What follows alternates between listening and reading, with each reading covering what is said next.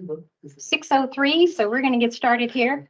I thank everyone for coming to the 104th. We're a little late on our 100th celebration, but we're going to do it anyway.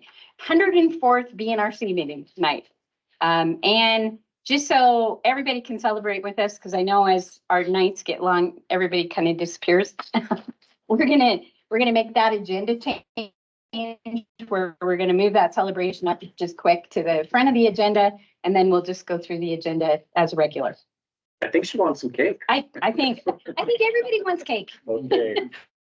Who doesn't want cake? All right. Well, let me do the honor then. So this is, I think it's our 103rd. Third, is this? I honestly thought this was the 100th, but there were 3 meetings during COVID that never got put on the list. And you do have a list in your packet there of the 103 meetings we've had. So quite an honor to be working with you guys. We started in April 8th, 2010. So 14 years and 1 month. And in honor of it, I actually brought my binder, our orientation materials from April 8th, 2010. Yep. It's a little fuller now than it was in the. Yep. And Elizabeth has been the chair since 2010. Elizabeth, thank you.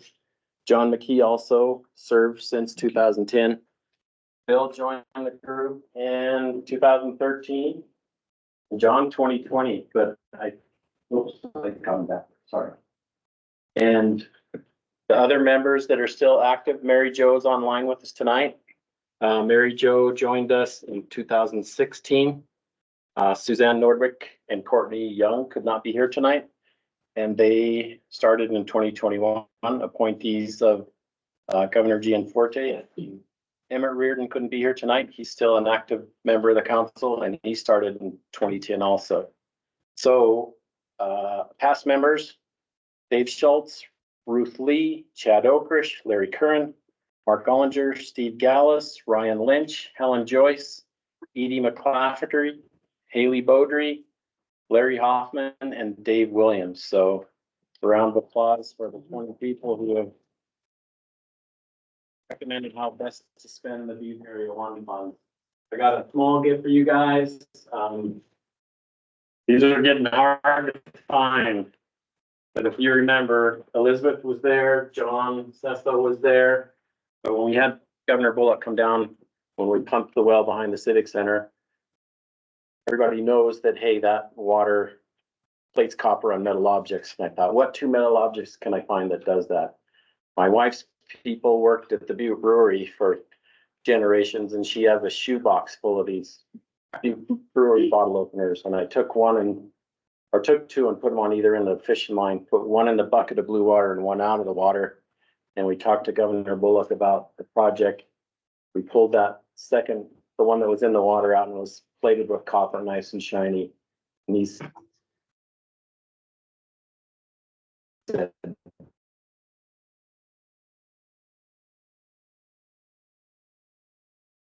and we're gonna for you guys. So and Thanks, Pat. to the other folks, next time I see you. So did you want to cut the cake? Or you want? I can, sure. And anybody wants cake? Get it. You got a coffee, but nobody would drink it. So you gotta have water. That was big brother, 103 pounds. Yeah, exactly. Yeah, we don't want to do that again. And what happened to that? Some dude on the 4th floor burned his dinner on the microwave. That's right. Yeah. I remember we saw out standing in the street. Oh. Yeah, that's weird. Come and go with us. Yeah. I think I missed 4 meetings. Really? Is that really all it was? No. Yeah, There was any more place. I came to 3 of them. 3 of them. There was 1 when I went back in. Did Taylor Baldry even make a meeting? I don't know, I don't even know. Yeah, sadly. He did that orientation. Remember we did orientation with him? Well, I really wanted to talk to Haley because he's the guy that blew up the stack at the new production works. And I wanted to get that story from him and then we got it. To the grace of that story. Thank you. The staff gets a few of that works at the bottom of Montana Street. I think it was late seventies or late seventies. Wow. Yeah. They're all big friend of you. You take yours? I did. No. Yes. I'm good. Okay. I read the rules back to the It's pretty. Yeah. Only. This is really, these are really cool. Right in the box there.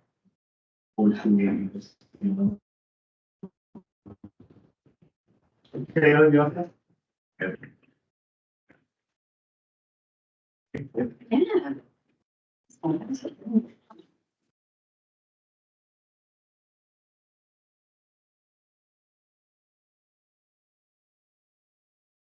Okay, just so everybody knows, do you remember we went to doing all these live on Teams? But this meeting is being recorded and the recording now serves as the record of the meeting, so we don't take notes anymore. We don't produce minutes. So the video is now the serves as the record. So, There's more cake back there if anybody needs one. okay, and then the council chair runs the dialogue, so typically after each presentation, we'll have opportunity for the council to ask questions. And then members of the public, and if you would announce your name before you ask a question. And please be recognized by the chair before you speak. FYI, Pat, it's not changing up here. Oh, okay. Looks good on this laptop though. What's wrong? It's all, once again, it's disconnecting here.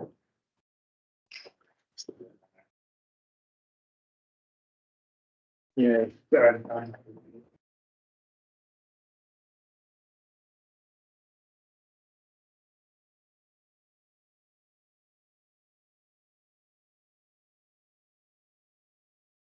Might have to stop sharing and share it again, Jim.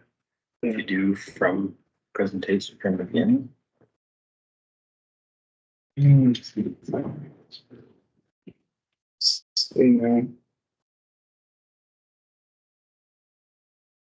I see sister. Yeah, you can send me my Yeah. cake. We'll mail it for you, sister.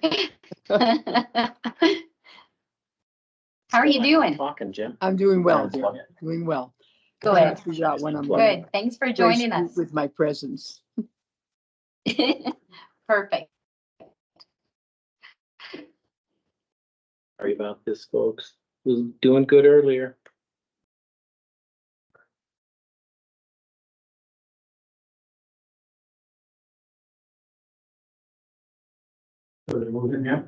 No.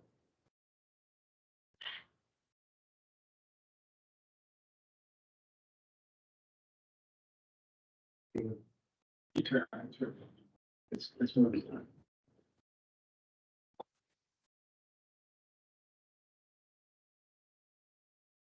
to just go slideshare from the beginning. I don't know. Try here.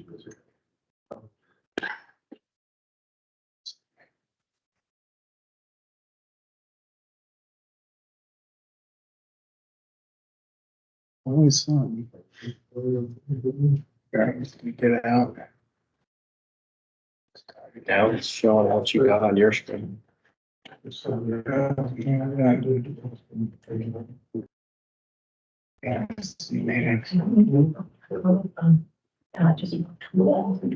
miles.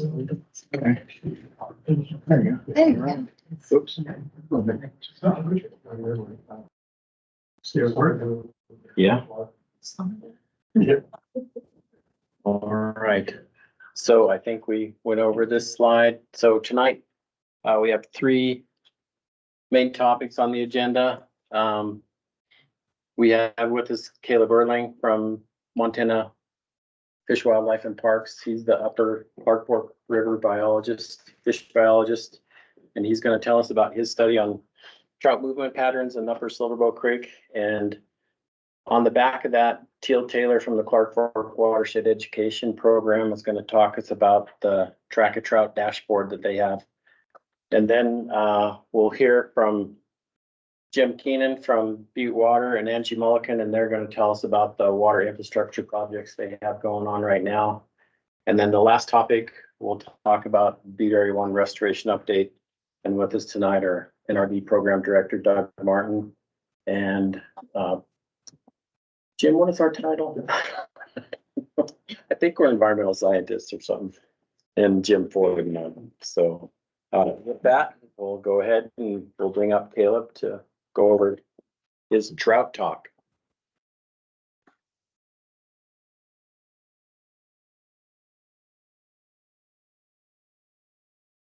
When you right there, no, minimize down here. Yeah, you got to turn it on.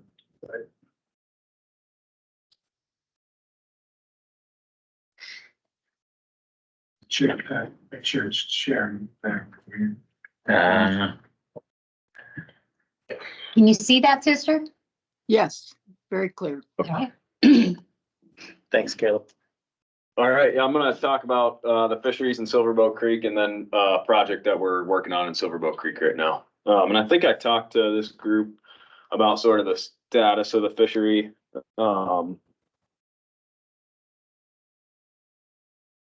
Here. Side button. I got it on, it's not advancing. Yeah, sure. That better, folks?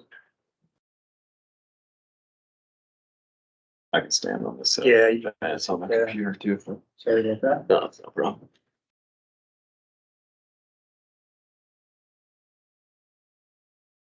Yeah, I think I talked to this group maybe a year and a half ago about kind of the status of the fishery in Silverbow Creek, so I won't spend too much time there, but uh-oh.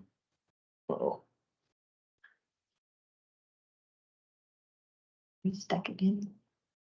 It's not advancing on either one here.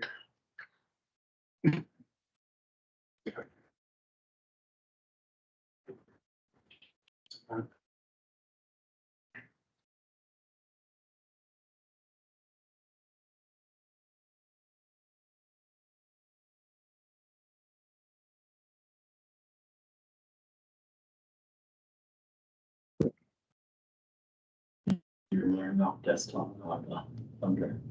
Yeah, it was on the desktop. And that's totally. I don't know where the cursor is, it disappeared.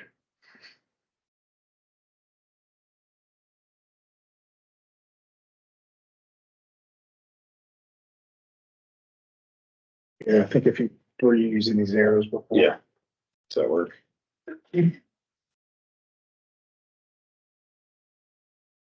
Just use those arrows.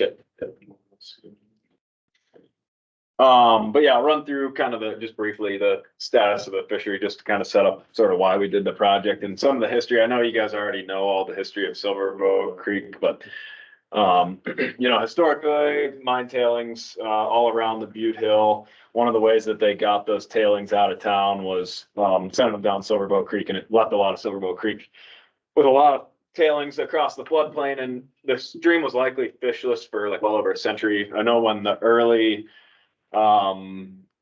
fish expeditions came through, like in the late 1800s, they skipped by Silverbow Creek and went to the Clark Fork because they didn't think it would have fish, and they actually didn't find fish in either.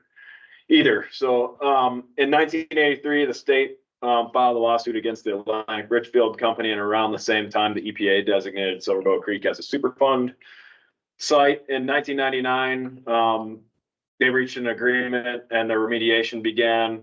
And I just want to throw this slide up here to kind of show the progression of that remediation. I know a lot of folks in the room know all of that, but kind of start in very like broad terms, started upstream, worked downstream over that 15-year period.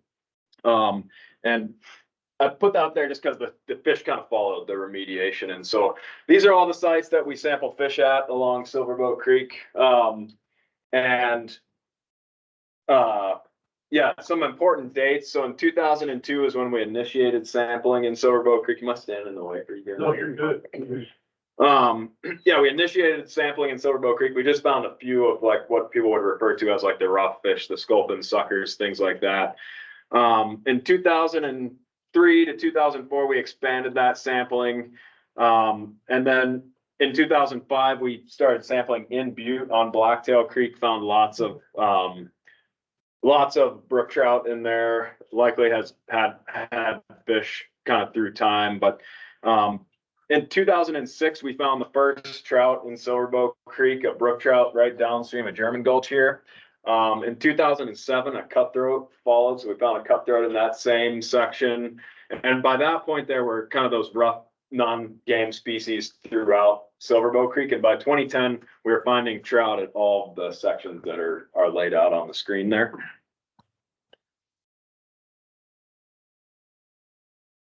Skip that so I wouldn't be stepping in front of the screen the whole time. And so just, yeah, a couple of points there. Westlip cutthroat trout and brook trout they now exist throughout Silverboat Creek, kind of all the way from Butte down to the Warm Springs ponds. Rainbow trout are primarily below the fish barrier that was built just above Fairmont Road, I think in 2014, somewhere around there. And brown trout are largely absent. The point of the fish barrier was to kind of give cutthroat a chance to establish in upper Silverboat Creek without the non-natives. We've sampled one brook trout or one brown trout above there. We euthanized it and haven't seen any since. And then other species that are present in Silverboat Creek are both the native species of sucker, Rocky Mountain sculpin, central mud minnow, and red-side shiner. We completed a telemetry study in 2012 and 2013, and sort of what we learned from that study was that trout presence in much of Silverboat Creek, especially from about Rocker to Miles Crossing, is seasonal. So they come in there when the conditions are favorable, and then they leave and go to refuge habitats when it gets too warm and the dissolved oxygen gets too low.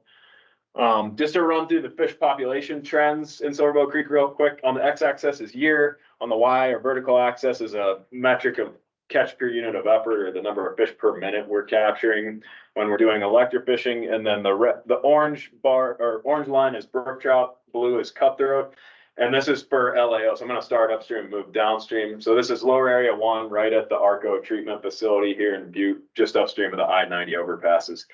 And the brook trout and cutthroat have been at relatively low densities in that stretch. So about 0.1 fish per minute for cutthroat and 0.2 for brook trout over that time. They've been relatively stable, but again, really low density. So in like comparable size streams like Spotted Dog or something like that, we'll catch about 10 times that many. So about a 10, maybe what we might normally get in a stream the size of Silverboat Creek. And then as we move downstream, this section is from Ramsey. But it's pretty representative of like the current situation everywhere from Rocker to German Gulch. So kind of the majority of that upper half of Silverboat Creek, or upper 2/3. And what we saw was when these fish first showed up, specifically the cutthroat, like in 2007, they kind of ramped up to pretty decent densities for Silverboat Creek, 0.7 fish per minute. Some of the higher densities we've seen on Silverboat Creek. They bounced around there for a bit and then they declined since then. So again, the blue is the cutthroat, but in 2021, they had declined all the way to where we weren't seeing cutthroat in that section at all anymore in the fall. And we're pretty much in that same situation. We saw a couple last year when we sampled it, but that's it. And the brook trout sort of followed a similar pattern. They didn't get to as high densities, but then declined to near zero in 2021. Then we saw this big bump back up. These were a bunch of little fish that we captured last year. I think probably not. It's not an indication. I don't think that this trend has reversed. It's just that we had really good conditions in Silverboat Creek last year, so a lot of those fish survived to the point where we could capture them. And then this is German Gulch. I'm not going to spend a ton of time here. The data set, as you can see, is really broken and it doesn't continue to current because we've had to switch gears in that section and change our methods several times due to various different factors going on, in Silverbow Creek. But I can tell you kind of anecdotally speaking, the trend is the same at German Gulch. So cutthroat kind of bumped up, we saw this 0.6 about, and then they kind of followed the same trend. We saw a decline and they bounced around, and in 2021, 2022, and 2023, we did sample, just not with these same methods. It's not apples to apples, and it was hard to even catch a catchable size cutthroat down there. And there used to be a pretty good fishery down there. So everywhere downstream of Butte, pretty much, or downstream of Rocker, we've seen this big decline. So that, yeah, the takeaway here is that right up by Butte, upstream of Rocker, we've seen pretty stable populations, but relatively low densities. And then as you move downstream, we have a lot of limiting factors, and we've seen, this really big decline in the fishery, and likely not due to those limiting factors. The big limiting factors are temperature and dissolved oxygen, and that situation still not good, but has gotten a little bit better, if anything, in Silverbow Creek. So that got us interested in doing another telemetry study to answer a bunch of questions that we had, some relative to that decline in the population, some just due to the fact that this is a kind of new fishery and fish are just kind of finding their way in Silverbow Creek. And what telemetry is, I guess, really generally is we put a tag in the fish and then we can follow them around, see where they go, how they're using the stream, all of that kind of stuff. And so the goals of the project were, first, to determine if West Slope cutthroat trout are spawning in tributaries other than German Gulch. In the first study, all of the fish went to German Gulch to spawn. It kind of made sense. They were new to Silverbow Creek. There's cutthroat in German Gulch right down to the mouth, so it was an easy connection for those fish to get out to Silverbow Creek. Blacktail Creek and Browns Gulch, the cutthroat are kind of in the middle and upper reaches, and those lower reaches, especially Blacktail Creek, the lower about 5 miles is almost strictly brook trout habitat. We've never sampled cutthroat down there. So a little bit more of a connection to make, but we were thinking maybe after that much time, a decade, maybe those fish had started to make that fluvial connection between those other tributaries. 2 was just to determine where trout are finding refuge from those harsh dissolved oxygen and temperature conditions. We knew of a couple spots, but assume there are probably others out there. And the goal there is just, if we can identify them, we can look at if there's things we can do to enhance them, replicate those conditions, things like that. 3 was to use tagged fish to understand when and where trout are dying in Silverbow Creek. The tags tell you when the fish died. You can never tell exactly what happened oftentimes, but kind of roughly when, where, and sometimes you can learn some things about why that fish might have died. And then just understand general movement patterns of trout in the drainage, where they're running into problems, all those sorts of things.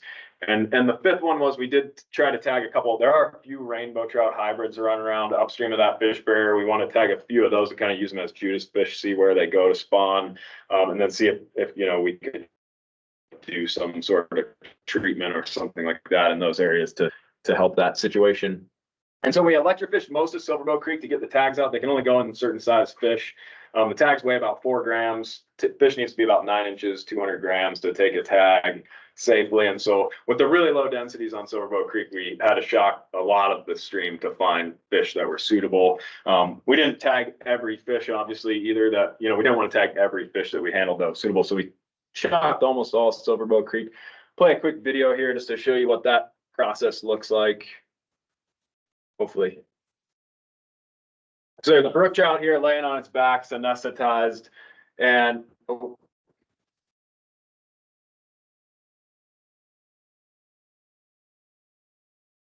so you make about a ½ inch incision between the pectoral fins there. And then there's this next tool is kind of a grooved metal tongue that runs kind of down through the body cavity of the fish, and then a really big needle goes and kind of follows that grooved tongue up through the body cavity of the fish. And then the antenna for the tag runs back through that needle. So that's how we route the antenna through the fish's body cavity. And then both of those tools just come out, which leaves the antenna, coming out between the pelvic fins, and then the tag goes in the incision, and it's kind of pulled back. It rests right on top of those pelvic fins. And then 2 surgical staples, just like you'd get at the emergency room, usually just to close them back up. They go back in fresh water to kind of come out of the drug we use. And then once they're kind of up and running again, we turn them loose. And that takes usually for that to heal up for them. that's what that fish looked like, after it got its tag, and that one's still running around in Silverbill Creek. We put out 38 tags. They were paid for by the local Trout Unlimited chapter, George Grant Trout Unlimited. The green points on the map, so Butte's here, German Gulch is down on the other end, is where we put those tags out. We kind of focused right up near Butte. Those were the fish we knew the least about. And then this big stretch of Silverbow Creek where we've seen the decline in the fish population. We did 25 cutthroat and 13 brook trout. And then the tags are supposed to last for about 450 days. They run 12 hours on and 12 hours off.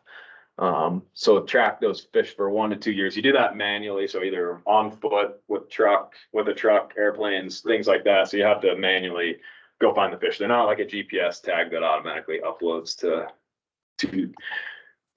a data set. And so to get into some of the results, the first goal again was to see where these fish were going to spawn. We did have 5 fish go into Blacktail Creek to spawn. The majority of those fish were tagged upstream of Ramsey, that went into Blacktail Creek.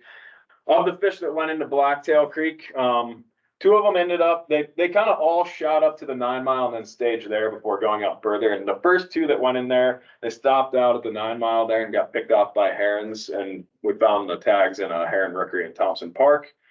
The third fish, this one here, got stuck at the Roosevelt Drive culverts. So there's a bunch of culverts along Roosevelt Drive that we've known are a possible fish barrier. This is what they looked like when those fish were migrating. So that was the day we were out, right as those fish were moving through there.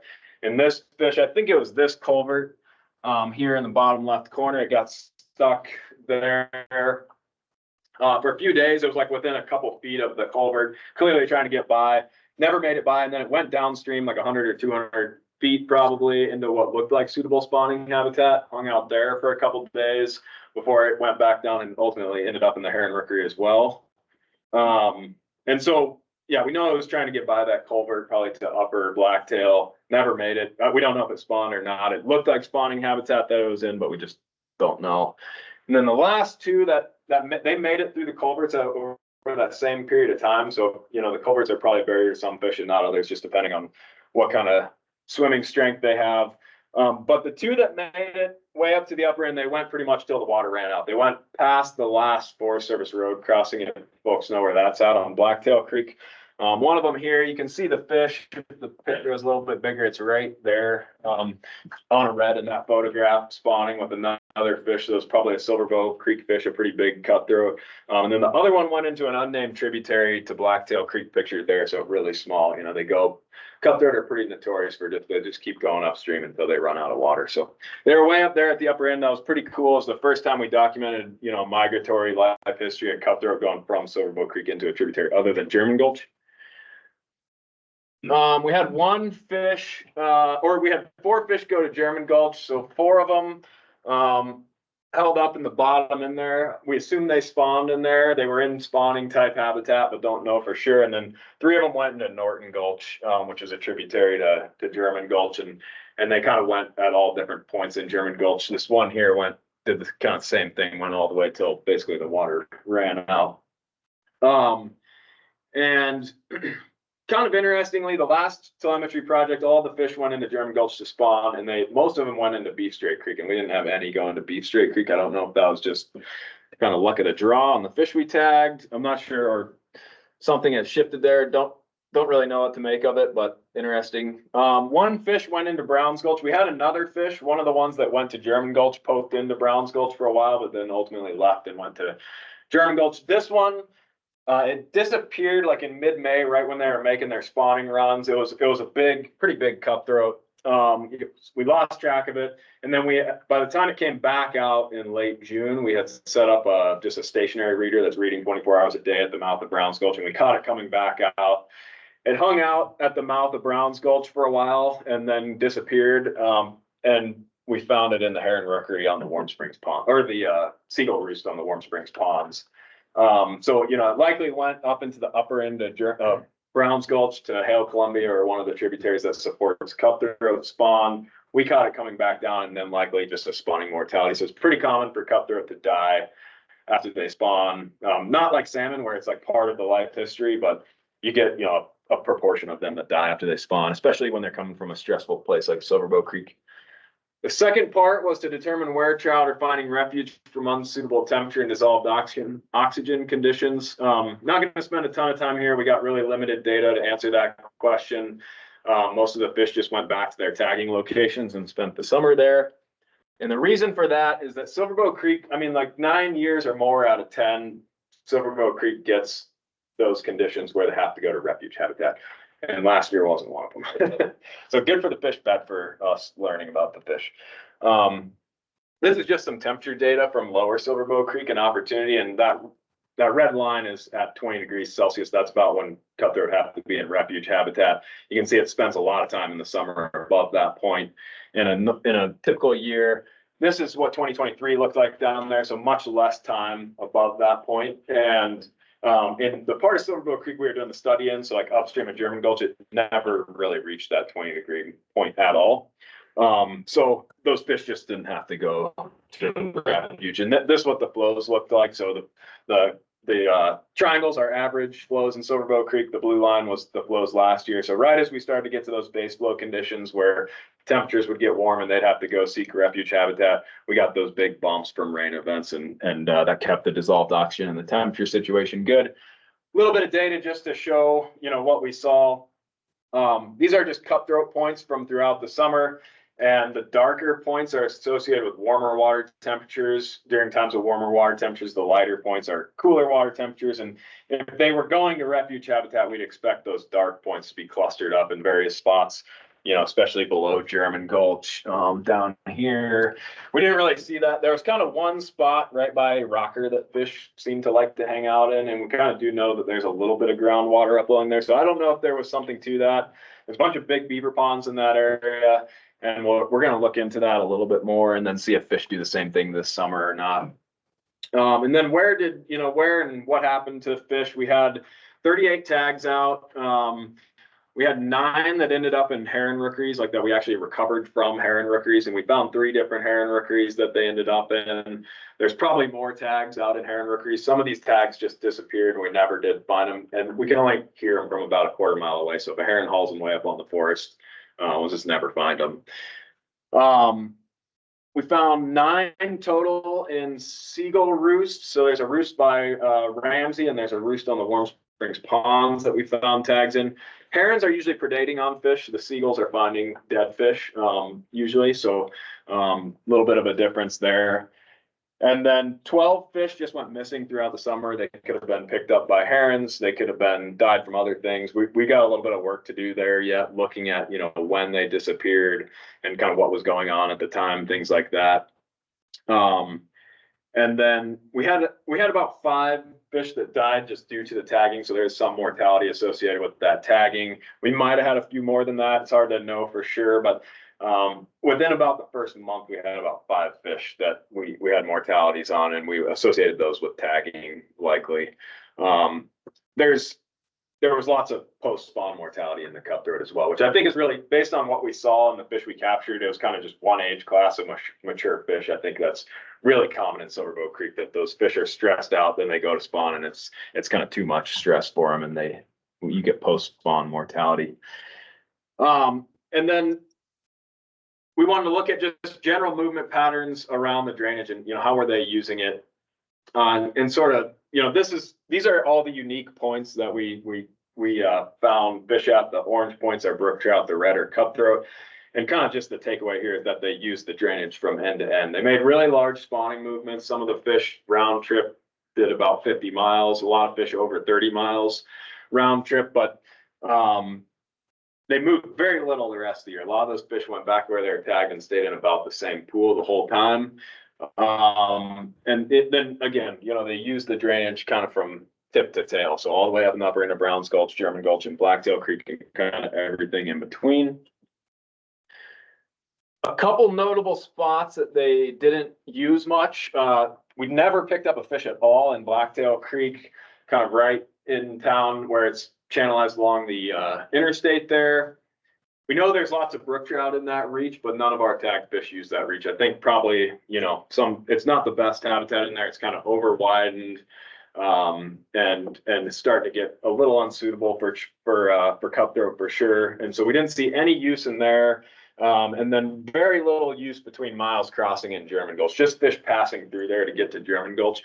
I think this is a combination of a couple things. It's sort of right before you get that cold water input from German Gulch, so the stream's pretty warm, and then the habitat down there is not very good. So like a lot of the vegetation hasn't done that well down there. It's kind of it's a lot of it's just like a big riffle, so there's not a lot of pools down there. So I think a combination of habitat and unfavorable conditions, but yeah, those were kind of two notable areas they didn't use much. And that it was really similar to Joe Naughton's work that he did about a decade ago. So on the x-axis here is stream kilometer. On the y-axis is just a measure of the number of fish he was capturing, and then just some kind of place marks there, some locations for reference. But what he found was, and the dark bars are cutthroat, the light bars are brook trout. What he found was there's quite a few fish right up by Butte, and especially in Blacktail Creek. And then there was a bunch of fish in Durant Canyon, starting all the way at the Ramsey Flats. And this was during that time when we had those higher densities down by Ramsey. But then there was this big dead zone in between. And so we sort of, through the electrofishing and the fish use, we kind of found the same thing, except for that dead zone seems to have shifted downstream about 5 to 10 kilometers. When he found that, it ended kind of at the Whiskey Gulch Trail, or that dead zone kind of started at the Whiskey Gulch Trailhead. It kind of seems to start around Rocker now, but it extends much further downstream, pretty much all the way to the mouth of German Gulch, rather than what he found was sort of right as you pass Miles Crossing, or right when you got to Ramsey and to like Miles Crossing, you start to see those numbers come up. I think part of the reason for the shift downstream is the wastewater treatment plant improvements probably have helped the dissolved oxygen conditions a little bit. I don't know on the downstream end why it would have, why that's kind of one of the big questions out there is why is that Ramsey to German Gulch area so seemingly so poor for fish now? And then one big thing was we found a couple barriers in the drainage. Probably the most notable one is right upstream of Miles Crossing. When this was remediated, they put in a haul road to a borrow source with these 4 side-by-side culverts. Kind of a good example of why we don't permit side-by-side culverts because they don't work, they get plugged, and that's what you're seeing here. So this picture is from below the culverts. This one's from above. You can see they're totally plugged. The creek is routing all the way around through the uplands and then coming back in over a cut bank, and there were fish, both when we electrofished and tagged fish that came up to that from both ends, but couldn't get through either direction. And it's in a really critical spot for both fish trying to go to German Gulch to spawn and also fish trying to get to cold water refuge. So I don't know how long that's been impacting fish. I know it was like kind of constantly an issue with plugging after talking to some folks. And to DEQ's credit, we kind of made them aware of this issue. And last fall they got out there and removed it. So that's what the site looks like now. So full passage through that site. There are a couple more of these culverts out there that we're kind of working on getting addressed, but they're not as big of a problem as these ones were. And then obviously the Roosevelt Drive culverts were an issue as we sort of suspected. And the good news for those is that the county has a FLAP grant to address those. I'm not sure exactly the timeline, but I think in the next year or two, those will be addressed with much bigger box culverts, I think. And then that last part was, we only got one rainbow trout tagged. This is a photo of it when we tagged it. It never did go to spawn. It just hung out downstream of kind of lower area 1 for a while. And then in September, it just went missing. Didn't know what happened to it. And then we were out this April sampling fish in Silverbow Creek, and we caught it right in the same area where it had been hanging out and the tag was dead. So yeah, unfortunately, just kind of a faulty tag died, and that fish wasn't mature when we tagged it. This is the fish from this April. So clearly has a lot of rainbow genetics just from a phenotypic standpoint.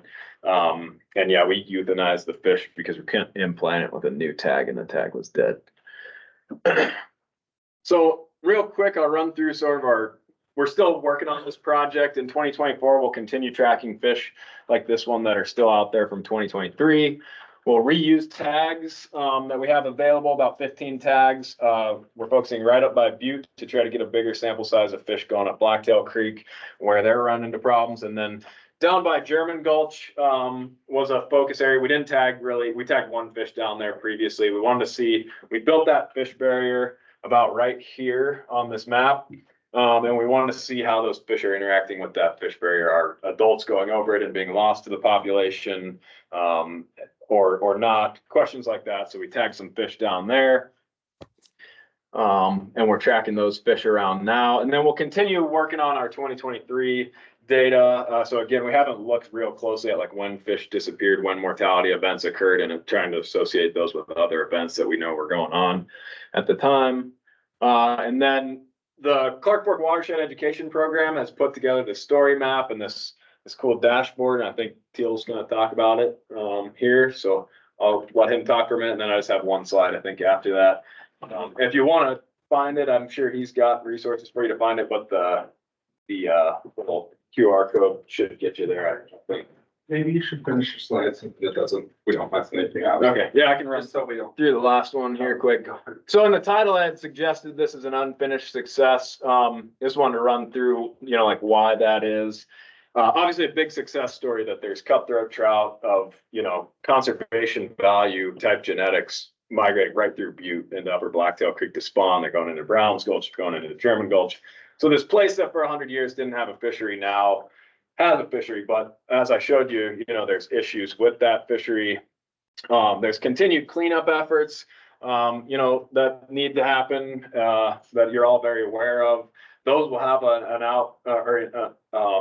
some bearing on what that fishery looks like going into the future. We know, that this Blacktail Creek corridor, it's really good for brook trout. It's not so good for some of our other fish species. There's probably a lot of work to do there, and it could be much better. There's still habitat issues out there, so especially some of the lower Silverbow Creek stuff doesn't seem to, be forming habitat quite as well as some other places, and so I think there's some ability to address some of that. The Natural Resource Damage Program has put some funds towards hopefully doing some of that work. There's barriers out there, talked about those, need to get all those addressed. The fish using the entire drainage really speaks to the importance of having connectivity from basically where there's fish, water holding fish all the way down through the main stem of Silverbow Creek.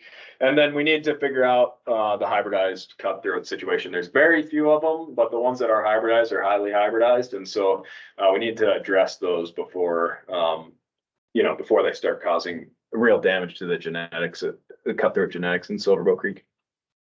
Go for it. Sweet. It's kind of cool. How do I pull up the dashboard? I don't know that there's a link there too, but I don't know. You'd have to copy and paste figures. Oops.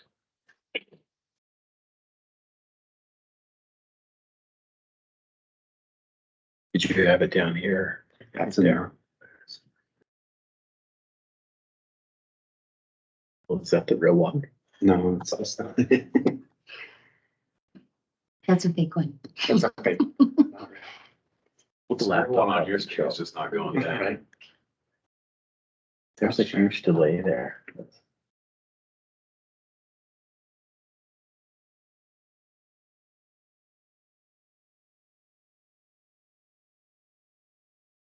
Show to sister, which way she can say it.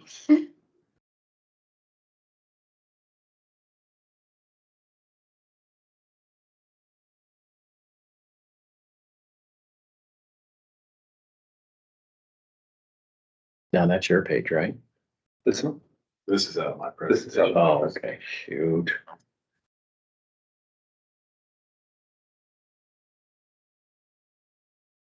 Does this share screen deal, yeah? There's always problems with these smart boards. So this is the real dashboard on the internet. Yeah, it's trying to.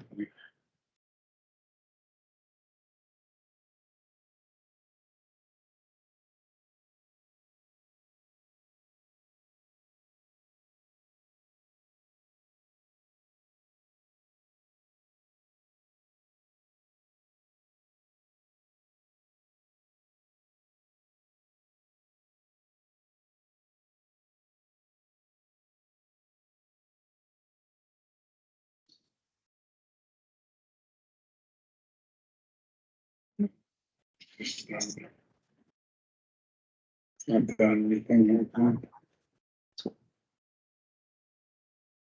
Let's try this way.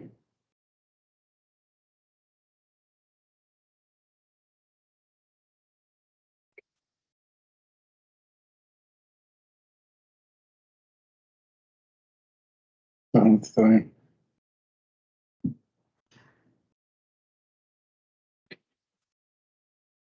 What we got? Is open.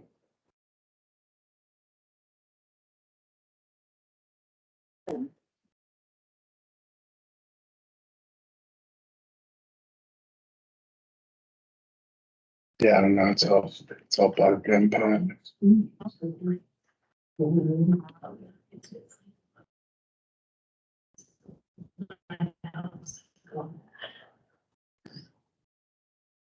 Yeah. Sorry.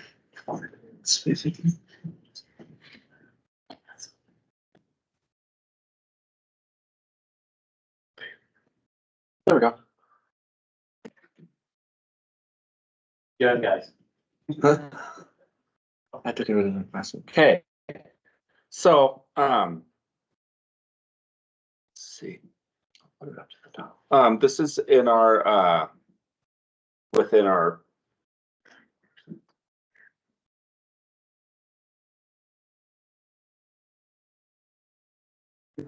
Okay.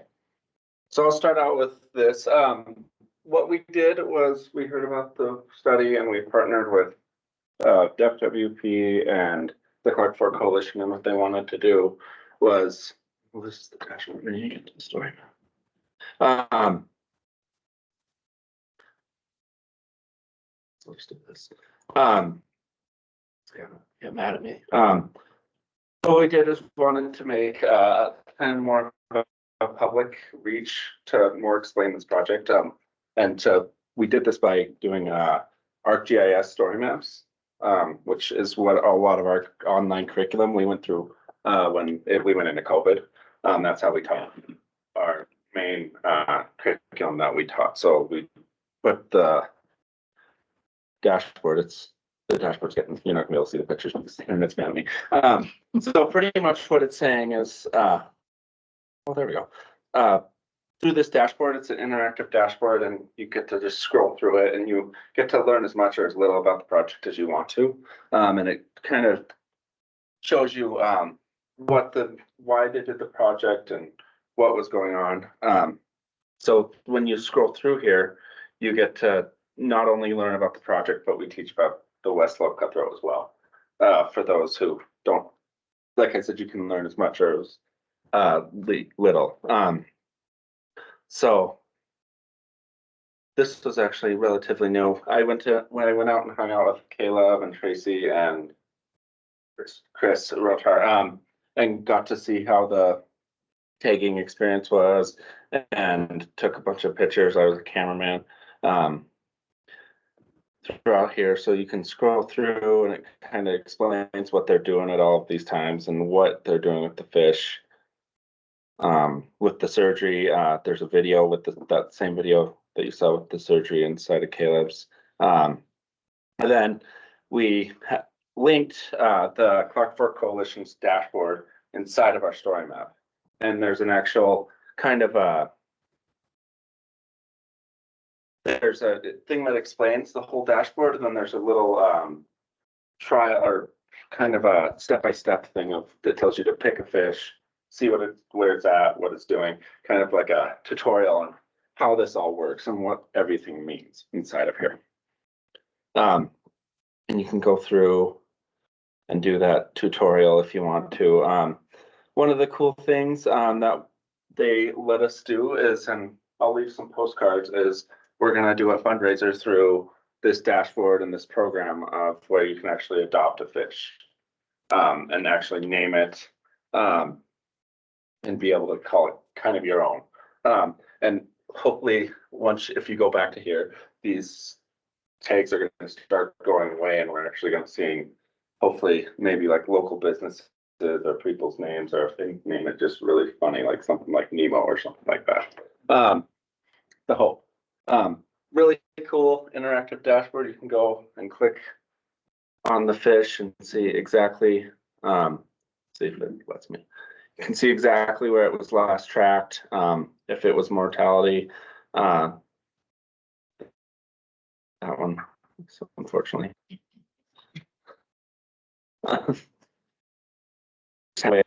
how it goes. Fortunately, the ones that are up for adoption right now, they are recently tagged just as of like 2 months ago. The picture's loading slowly, but you can see, you can click on the fish, see if it's still alive, how it died, hopefully if there is a cause of death that is obvious, and what species it is. We'll keep on hopes. Okay, so just kind of keeps on going through that tutorial throughout here, and this, and if you'd only want to go to the dashboard, it links right at the dashboard, so you can click on that. And it goes straight to a bigger dashboard. So you don't have to be stuck in our story map if you don't really want to. It's a good pathway to that dashboard. Within here, we also have our core thing. So if you want to deep dive more into it, you can learn more about it if you want to. About watersheds or anything really. So mortalities, just going through explaining it.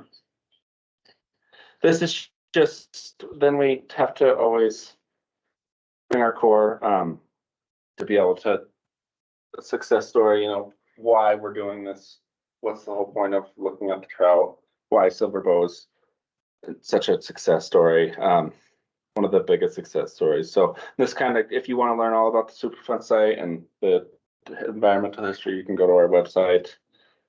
And this is all free and open to the public as well. So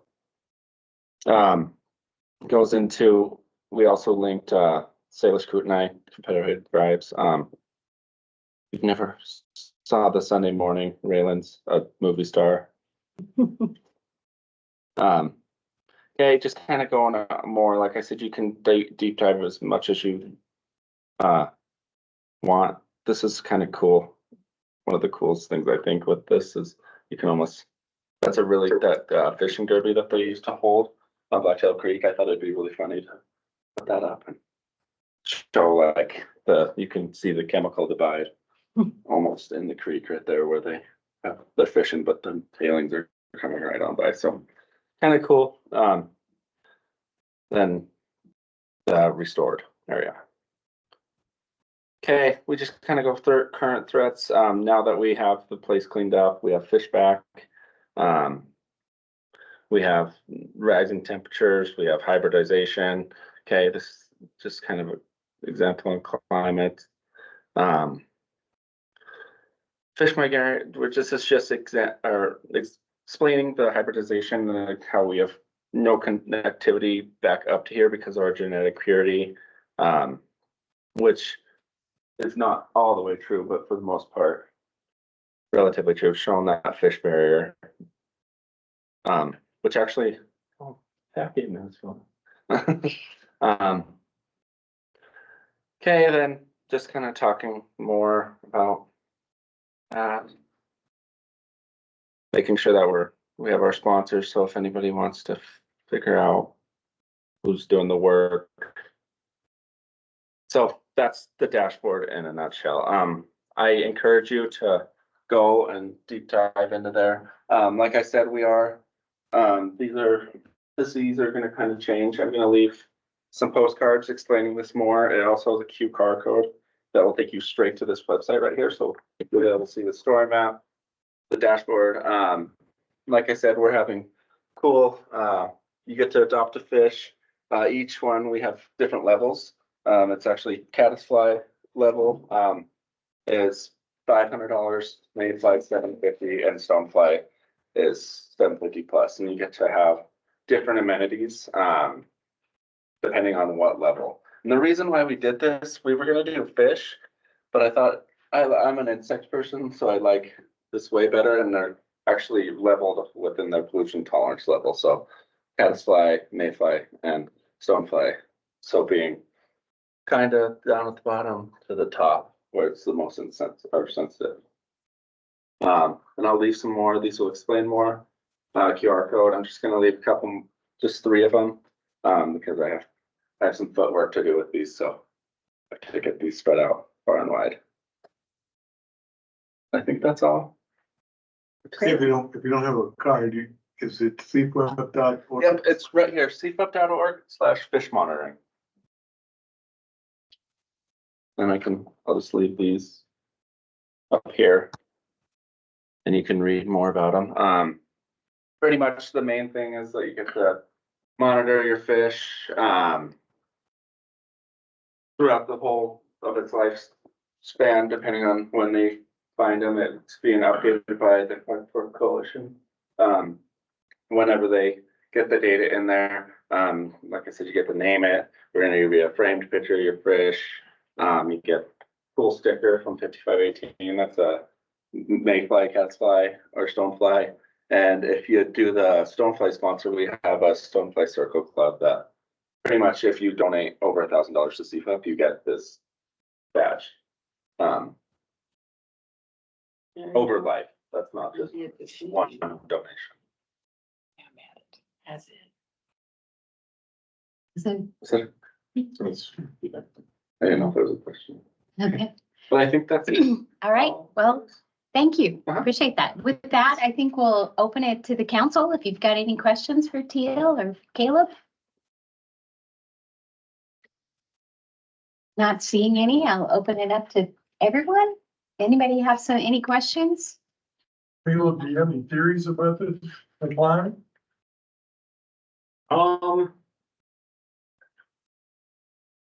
I mean, I think a lot, it does go back to the limiting factors on the, just the low levels. Those are all, the temperature one specifically is no better than it was before.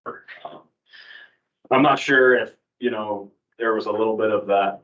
Sometimes when organisms are first populating an area, you do see a boom and then it goes down. I'm not sure if there's something like that going on here. I don't think so. Just the fact that it went all the way back down to zero and they were using it before. There's a lot going on in Silverboat Creek, right? So there's lots of treated water that goes into Silverboat Creek, from various sources that's, it's clean, but it has other attributes that could impact fish. We're still learning a lot about those things. I think, the one interesting thing is the most stable part of the population is the part right up by Butte, closer to those treatment sources and closer to, the stuff that's still out there. I don't know for sure. Some of it certainly comes back to those limiting factors and possibly like the refuge habitat thing. So, the refuge habitat is really, really limited. German Gulch is pretty much, most of it's taken for irrigation, just a really small in-stream flow. And, I don't know if there was some dynamics over time there where that, just like certain years, there's almost no refuge habitat and they just can't make it. But there were times when they could, I don't know. We had a couple, 17 was pretty rough in Silverboat Creek, and it wasn't too long after that we saw the big decline. So I'm not sure though. But a lot of that's just kind of, anecdotal type of stuff. So you think downstream by Miles Crossing in those areas where there's vegetation, that's gotta have something to do with the fact that your water temperatures are going and your DL's going down so much? Or did you mention that there was some work that was gonna be done there about re-vegging some of that down there? Or? Yeah, so the lower, and specifically like in Durant Canyon, the vegetation, especially like the riparian species, have done really poorly. So it's kind of upland species, like right up to the water's edge. So we're not getting like shading.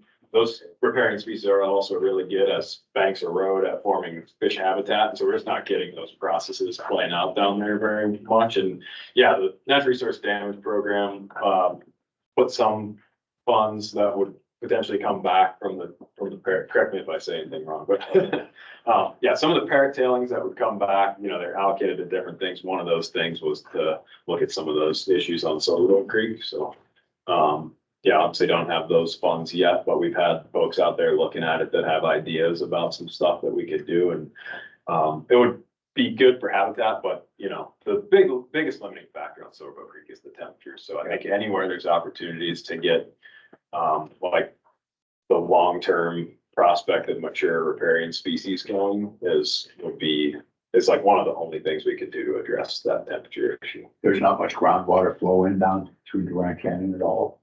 Yeah, I don't know. I think right around German Gulch there is, when we flew with a drone, we saw some, with a thermal camera on it, we saw some inputs that weren't specifically like surface flows out of German Gulch. So I think there's a little bit, but yeah, I don't know that there's a lot.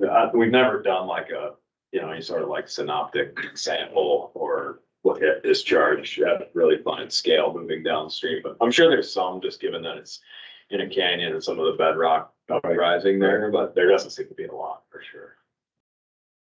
Thanks. So, go ahead, John. Could you, do you have any explanation for this spike in the brown trout in 2010, 2012 in the LEO area? So there's just brook trout and cutthroat up there, but Or brook trouts? yeah, yeah, 2011 was really good flows everywhere, and we pretty much saw across the board in all of the water bodies in the region, big bumps in fish numbers. So there's probably some of that going on. So high flows, slower temperatures, more fish? Yeah, exactly. In Silverboat Creek, those temperatures, it's all flow dependent. And so if there's good flows, we'll have a little bit better temperatures and better dissolved oxygen because there's more water in the water column. And so, flows are likely a critical, we look at temperature and dissolved oxygen because those are the things we're measuring, but they're a result of flows in the stream. So, there was not a corresponding uptick in the populations in 2013, or excuse me, 2023, which was presumably a pretty good flow year for water. Yeah, I think I showed the one figure from Ramsey where we did see a couple cutthroat there again after getting zeros for a couple of years, and then we saw like a huge boom in brook trout. And that was kind of all throughout the stream, downstream of Butte. I think that was all flow related in 2023. Just the temperatures never got warm in those juvenile fish. That you can't make the big migrations, all of that stuff. They survived really well last year, but it's not looking so good this year, and so you need multiple years for them to become mature and really contribute to the population. I see. And then one more question. When you said you're gonna reuse the tags, are you meaning you're removing them from these fish and then reusing the tags, or are you following those same fish? We're reusing them in that we find them in bird nests and things like that, where the bird's eating the fish and the tag's still laying there. So you're talking physically the actual tags that have been. Yeah, as long as they have enough battery life left that it's worth putting them in a fish, we'll reuse them. Yeah, so those, we put out 15 tags. They're all from either heron, rookery, like all of them but one or two were either found in heron nests or seagull nests. And how do you find them there? Yeah, they're just, like I said, if they haul them way up on the floor somewhere, we're probably never gonna find them. But if, like the heron rookery is the main spot's the one right behind Ramsey in the little, old gravel dredge there. And then, right at Thompson Park, there's one way up on a hill. And so they're way high up on the hill and broadcast to signal super far. So we eventually honed in on it. We kept hearing them, around town and stuff, and then finally honed in on them up there and just found them laying on below the nests up there. And then the seagull rooster just laying on the ground. I'm not sure if this is for Caleb or you, Pat, or whatever. I mean, my recollection from the report last time was that there was in addition to flow and temperature, there was some discussion about the connectivity or the conductivity running by coming out of the water from the treatment plant, polishing plant, and then as it relates to the metro plant.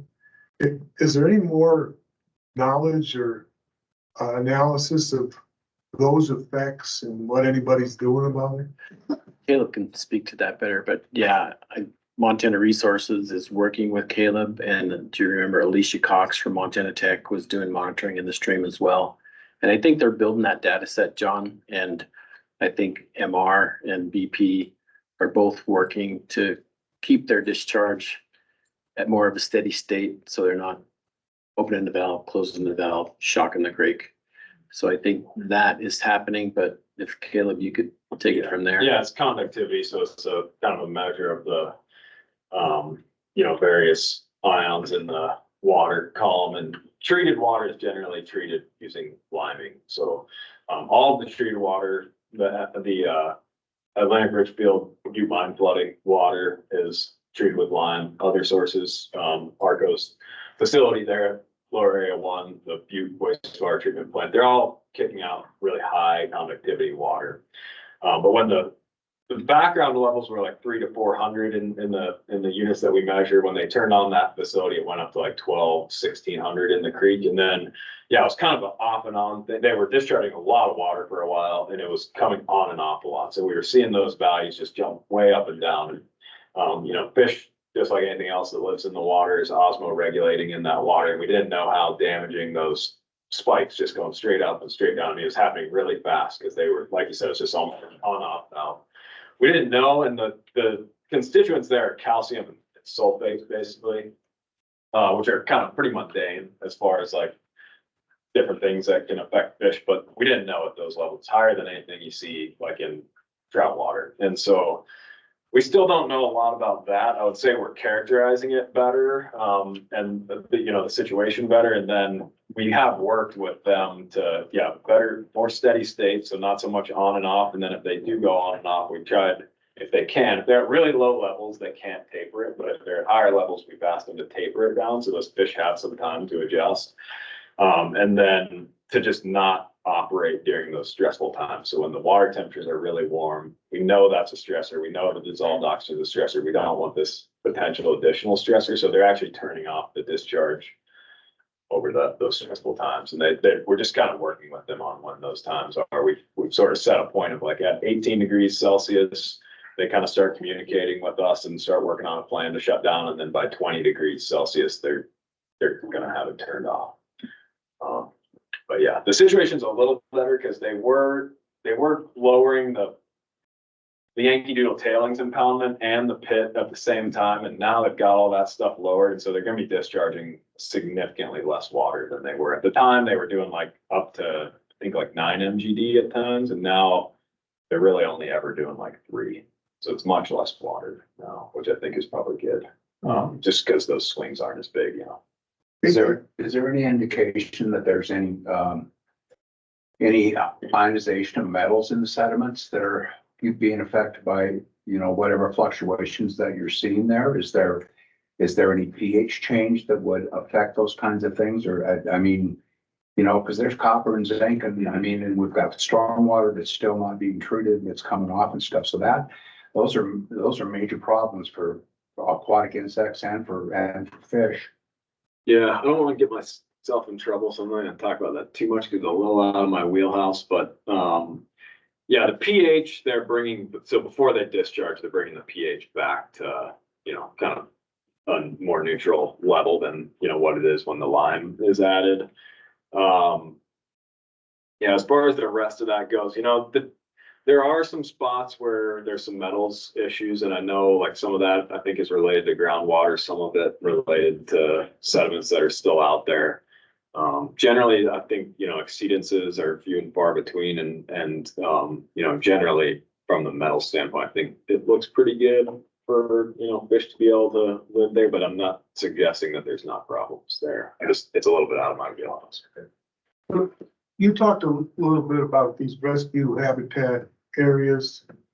and you also kind of said, only a couple fish made it all the way back up to Blacktail and the Highlands and where there was colder temperatures, I guess. Is there any identified areas on Silverbow Creek from the stretches that you are monitoring that are capable of serving as spawning areas that maybe could be further developed? Or Yeah, so the refuge habitat and spawning areas are different. So okay. I think there's plenty of spawning habitat out there as long as they can access it, get past barriers and find it. So, Blacktail Creek has quite a bit in the upper end. We saw fish go into Brown's Gulch. There's probably quite a bit of spawning habitat up there, and there's all German Gulch. So I don't know that like spawning habitat is a limiting factor. The refuge areas where they're going to get away from those warm temperatures and low dissolved oxygen, those are very limited.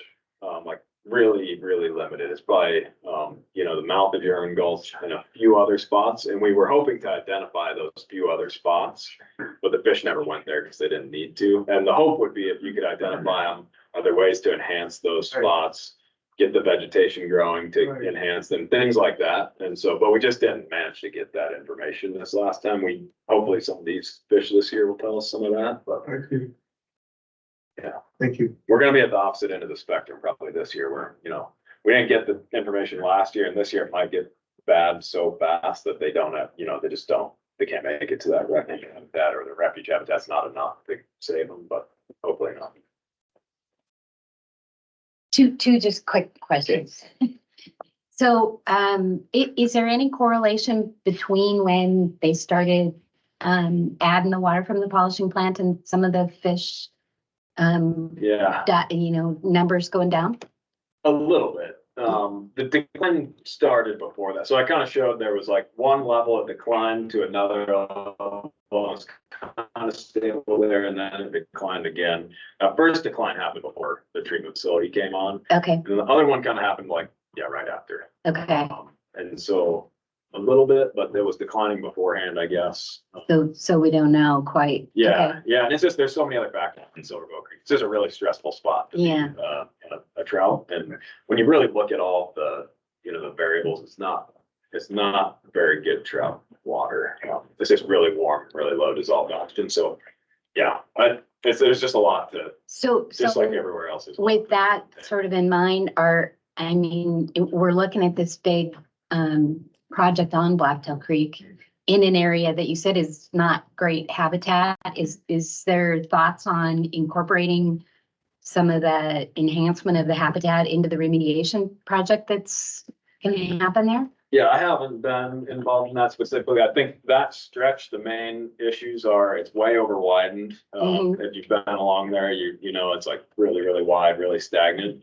I think narrowing that up quite a bit, and then obviously getting the mature vegetation back would go a really long ways towards temperature. We've never looked at it specifically, but I would bet Blacktail Creek is, temperatures probably rise really fast in that section. It's slow moving and it's way over wide. I mean, it's like off the cuff, it's probably 3 times as wide as it should be. And that area in particular has a lot of groundwater inflow, especially in those times of the year when the creek gets warm. And so it seems like it would be a great target for, narrowing that down, letting that cool groundwater, have more of effect than, the shallow sun, Yeah, stuff. that's the key. That's gonna be Yeah. the key in Silver Bow Creek is the Yeah. spots where we have a little bit of cool water is keeping it cool as long as we can. Yeah, We're not gonna cool down, like No. yeah, a lot of it's out of our control. right. But in areas like that where we've got to do some stuff anyway, it just sort of makes sense that would be. Yeah, kind the of part key of the things are gonna project, be but- to have the right kind of geomorphic characteristics in the creek over time. A Yeah. little bit deeper, a little bit narrower, and then the mature vegetation. Yeah. And so what happened to the vegetation that through Durant Canyon? What was it that that made it fail? Yeah, I have no idea. Yeah, yeah. And I'm sure there are people that could tell you. Uh-huh. I know that when we went out there with some folks that are good at that kind of stuff, they had some ideas, but Okay. weren't involved in it. I don't know for sure. Obviously, there's lots of sections of Silver Bow Creek where like the riparian species are taking and doing Yeah, decently well. Obviously, like the depth of those species from the stream leaves a little bit to be desired, but right on those banks, like there's a lot Yeah. of spots where it looks pretty good, but not down there. yeah. Okay. All right. I know we gotta get moving. All right, I got sorry. 2 quick questions for Caleb. Caleb, spawning, could you tell us when cutthroat spawn, when brook trout spawn, and do they use the same habitat? The cutthroat are spawning middle of June, early June. They're starting to move to spawn probably in about a week. The brook trout are spawning October and maybe a little bit into November. And they do not generally overlap too much. The brook trout are a little bit more generalist. There's probably some spawning right in Main Stem, Silver Bow Creek. The spawning spots that we saw, one fish went way up into like middle Browns Gulch. The other fish went basically to the golf course or Father Sheehan Park, like right above that kind of dead zone I showed for the brook trout. So they're spawning much lower down, lower gradient, but they're more generalist. They can spawn and cutthroat are looking for like pea gravel type stuff or maybe slightly larger specifically. Brook trout are a little bit more generalist as Okay. far as the substrate they'll spawn in. Thank you. Quick question for Teal. How often are they gonna update the dashboard? So you can, how often will we see that fish move? That would be a question. We're gonna send them the data at the end of every week. Okay. How often they update it, I guess, would a question for the Clark Port Coalition, but hopefully once a week. Nice. I know it's a little bit cumbersome for them and they're trying to fix a couple of things to make it less cumbersome. So I'd imagine if they get those things fixed, it will be every week. Okay. All right. But if you adopted it, your name would go straight on. Just follow up to your spawning question. Can I do that? I just don't know a lot about fish. Sure. Do they spawn once a year? Is it just like every June, every October? Yeah, once they're mature, once a year. Thank you. Thank you both. Appreciate it. Thanks, Ken. Yeah. Thanks, Ken. All right, next we have Jim Keenan from Butte Water, who's gonna tell us about the current Butte water infrastructure projects they got going on.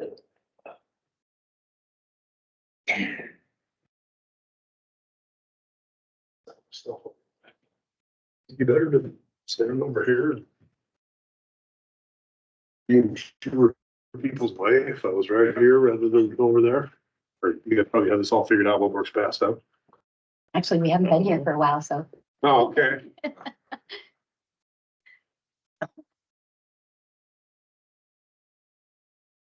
Got a mouse.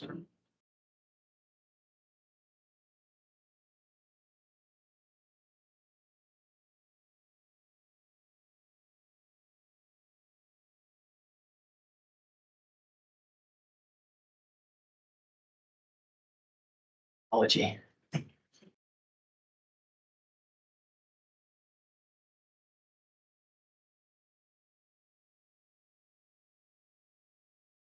Just got the remote. There we go. Will this slide over here? Yeah, it should. I think we got a little less. Hey, Pat, can I interrupt for a second? Sure. Go ahead, Miranda. You're still not sharing properly online. Okay. We're seeing your note, their like presentation notes and not the slideshow view. Jim, do you know how to fix that? I think you need to stop sharing and then share the smartboard screen instead.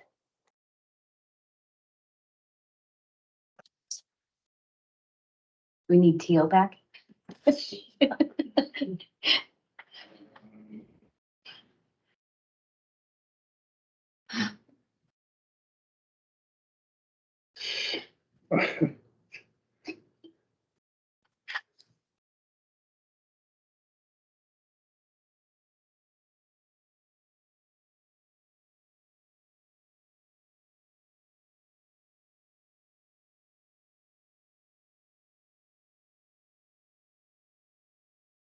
How's that, Miranda? Well, you're still sharing the laptop screen, not the smartboard screen. So you need to stop sharing on Teams Yeah, and then I just did that actually. no, I can still see your laptop screen. You have to go to the Teams meeting.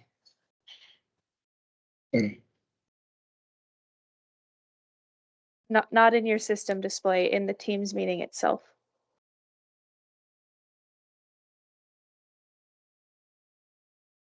It's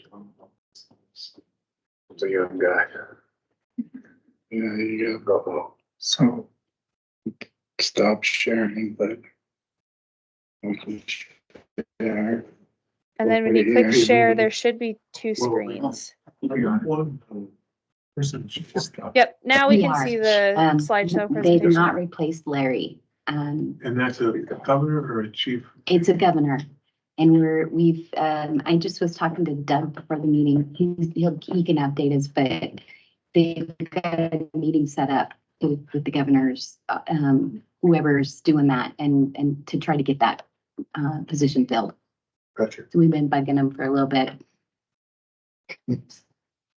Well, now nothing, everything's locked up. It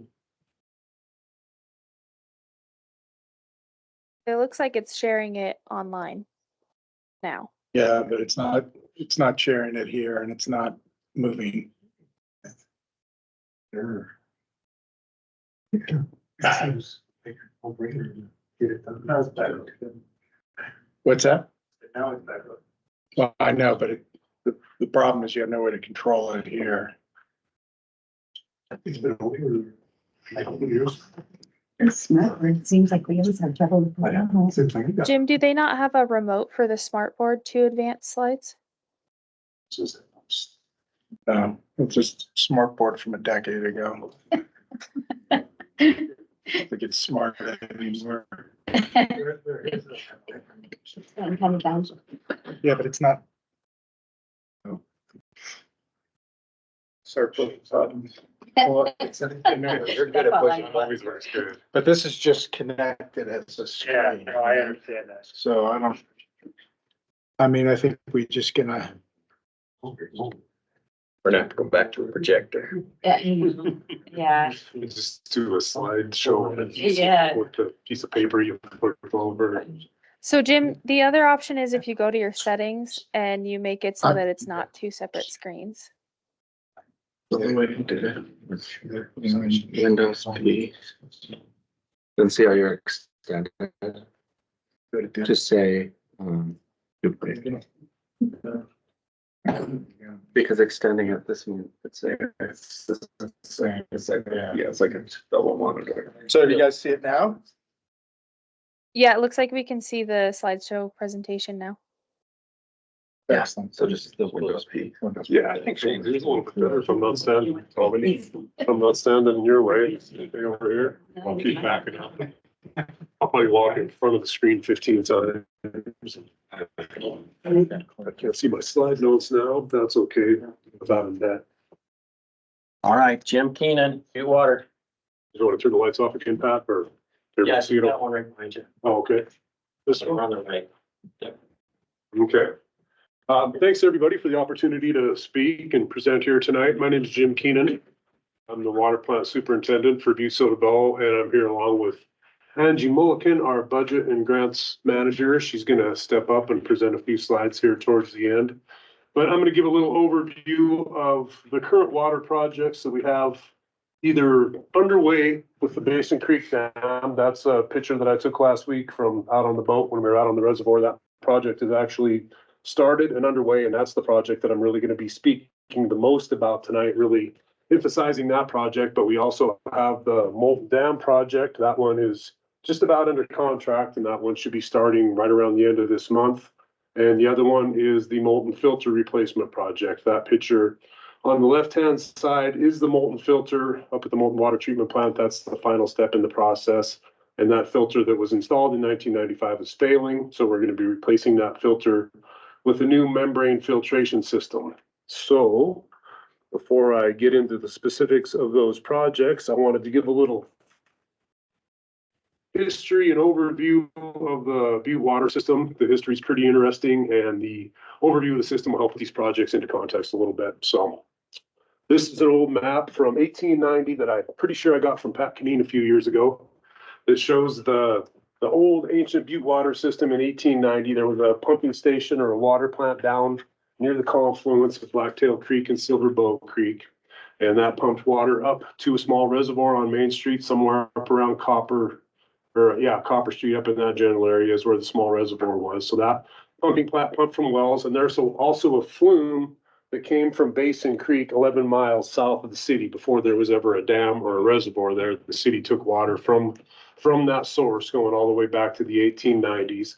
At that time, the system had about 20 miles of mains from 2 to 12 inch, and Butte had a population of around 30,000 people at the time, but less than half of them were on this water Clark back in 1890. There were a lot of just small wells and independent water systems. There wasn't really one centralized single owner water system.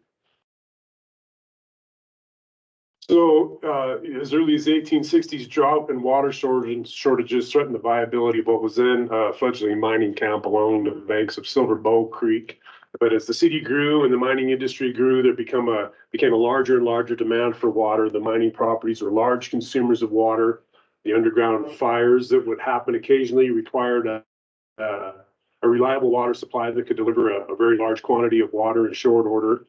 The local surface waters that Caleb talked about a little bit were already contaminated. There wasn't much water to begin with to develop a water supply from, but the surface waters were contaminated with the waste associated with mining, milling, and smelting, as well as the general sewage of the inhabitants. So by 1891, Butte stood at a crossroads, needed a reliable water supply to provide water to the booming mining industry and the growing population. So in 1891, A.S. Bigelow, who was president of the Boston and Montana Mining Company, organized the Butte City Water Company.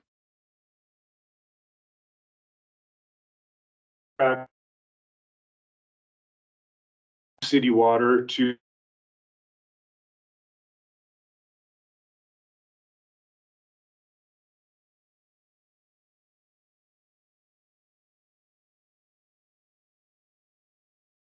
slide $2 million got you a lot more in than it would get you today. I don't know if that feedback is somebody trying to, is that okay? Okay. So the first big project that Butte City Water took on was the development of the Basin Creek supply. As I said, there were already flumes coming from Basin Creek and from Bear Creek that joined up and provided water to the city before the construction of Basin Creek Dam. This is an early picture at the very beginning of the construction of Basin Creek Dam, and you can see that old flume still there leading from Basin Creek and from Bear Creek into the city. The person that took this picture, those valves and those pipes are still there, but they would be standing with a dam over the top of them now. You can still go in to the pipe gallery from the downstream side of the dam and see those old valves and those pipes. Those pipes have since been slip lined with HDPE, I think around 2005 or 2006, but you can still see that is. So you're looking downstream now, and that's looking towards Butte. Of the city, structure made from granite that was quarried near the. That was quarried nearby. You know, we talking about how in 1913 they came back and raised the dam by 13 feet with concrete at that time. So it was new and completed in 1895. 1913, and added the top of Basin Creek Dam. You can still see the flume that they kind of brought up with the dam as the dam was growing out of the ground. It's just a cool little picture. You can see those granite blocks. They faced and cut all that stone on the upstream side of the dam and fit it together and mortared it all together. And you can see the little rail system they have bringing granite blocks in, and the guys were handling a big boulder there and a couple of guys in suits on that tagline there. I think that was just a photo opportunity for them. I don't think that those guys were workers, but and then this is the completion of the original dam. That's that 60 feet above the foundation. Again, you can see that whole flume that they kept operating throughout the construction of the dam. That's just a cool little picture with the ladies in their dresses there and the little kid and the workers over on the right-hand side. But that was after the dam was completed, probably about when they were just starting to fill it up for the first time. And this is a picture of when the reservoir was drained during that 05-06 rehabilitation. So you can really see that interface here between that original masonry construction and the concrete that was added in 1913. There's actually kind of a crack right there across the dam where you can see where that concrete was added in 1913. This is the side profile. If you took a slice out of the dam and looked at it from the side, this is the original granite block construction.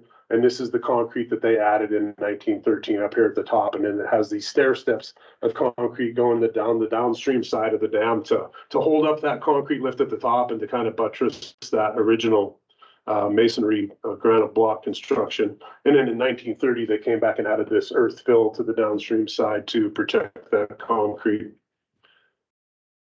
And that's just a downstream picture of that granite or that concrete that was added in 1913. And then despite the development of the Basin Creek watershed system, it still wasn't enough water to provide water for the entire city, for the mining industry and the growing population and all the inhabitants. But I just wanted to talk a little bit more about the Basin Creek supply before we moved on to the Big Hole supply. It's just kind of an interesting watershed system. They were very clever and creative the way that they put together a water system all those years ago. It amazes me what they were able to do in the 1890s. This is the Basin Creek watershed that supplies water to Bear Creek and Basin Creek. But on the other side of the Continental Divide, up at the base of this mountain, at the base of Red Mountain, there is the Mammoth Creek watershed that would naturally drain to Fish Creek and over into the Jefferson River. But they built these intakes up in the high elevation mountains there, about 7,500 feet, where we take water and put it into a pipe at those two intakes and gravity flow the water over the Continental Divide and into the Basin Creek watershed. So that's the location of the Basin Creek Dam where the black dot is, and that's the location of the Basin Creek water treatment plant downstream. So after the Basin Creek supply was developed, they moved on to the Big Hole River. There's a couple of pictures that's inside the pump station that you can see on the picture on the right. I'm sure everybody's familiar with the pump station and the big stack there. That was brought online in 1902. So in 1902, they could pump up to 4 million gallons per day up to South Fork Reservoir, which was built up on Fleecer Mountain. That is about a 13 million gallon reservoir up on Fleecer. So from the river up to South Fork Reservoir, from South Fork Reservoir, they could gravity flow that water all the way into town to the West Side Reservoir, which I'm sure a lot of folks are familiar with the location of the West Side Reservoir up by the M. And then from the West Side Reservoir, there was a pump station there where they could pump it up to the High Service Reservoir up north of Walkerville. So the Big Hole supply and the Basin Creek supply, that represented the only system at the time that would move water from the Atlantic drainage to the Pacific drainage. We actually moved water over the Continental Divide in two different places. The Big Hole system transferred water a distance of 27 miles across the divide into Butte. And I think I already talked about everything else that's on that slide. And then the completion of this elaborate system involved the construction of another major dam on the headwaters of Silver Bow Creek. That's the Molten Creek Dam, or Molten Dam. It's actually on Yankee Doodle Creek. I think Pat can tell you about the history of Yankee Doodle Creek. I know he's told me about it before. It's kind of interesting, but that reservoir impounds about 220 million gallons, and it serves Butte's highest elevation pressure zones by gravity. So it's not a big part of the overall water supply. It's generally 10% or less. But we can serve the highest elevation pressure zones by gravity. If we didn't have the molten supply, that water, the difference, we'd have to make up that water from the Big Hole River, which would have to be pumped a distance of about 27 miles, lifted through 5 different pump stations, and at about 1,000 feet through those pump stations. So the molten water supply makes sense, even though it's not that big of a water supply for the city. So coming back to Basin Creek, well, first I'll just cover the municipal watersheds in general. This is a map that I put together. The red dot is located where the interstate crosses Harrison Avenue in town. So we really have 5 municipal watersheds. The big one is the Big Hole River watershed. That's the area of the watershed that drains to our intake on the Big Hole River. That's where our pump station is located. That's about 2,000 square miles.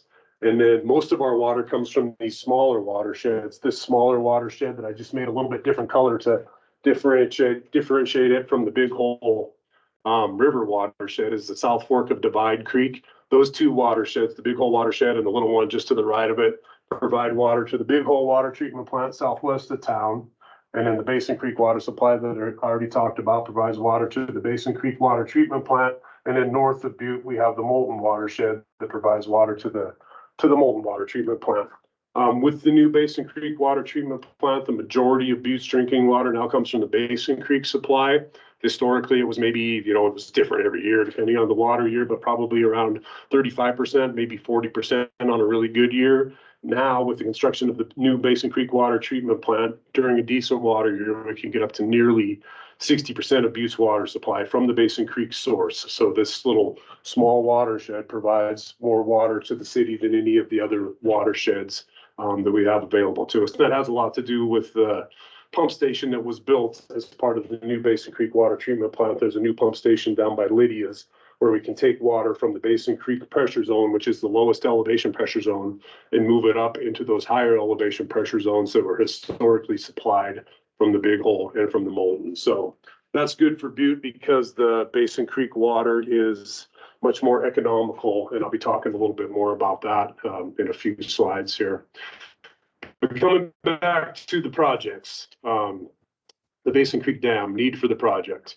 The dam is classified as high hazard by the state of Montana. Montana DNRC Dam Safety Program regulates our dams.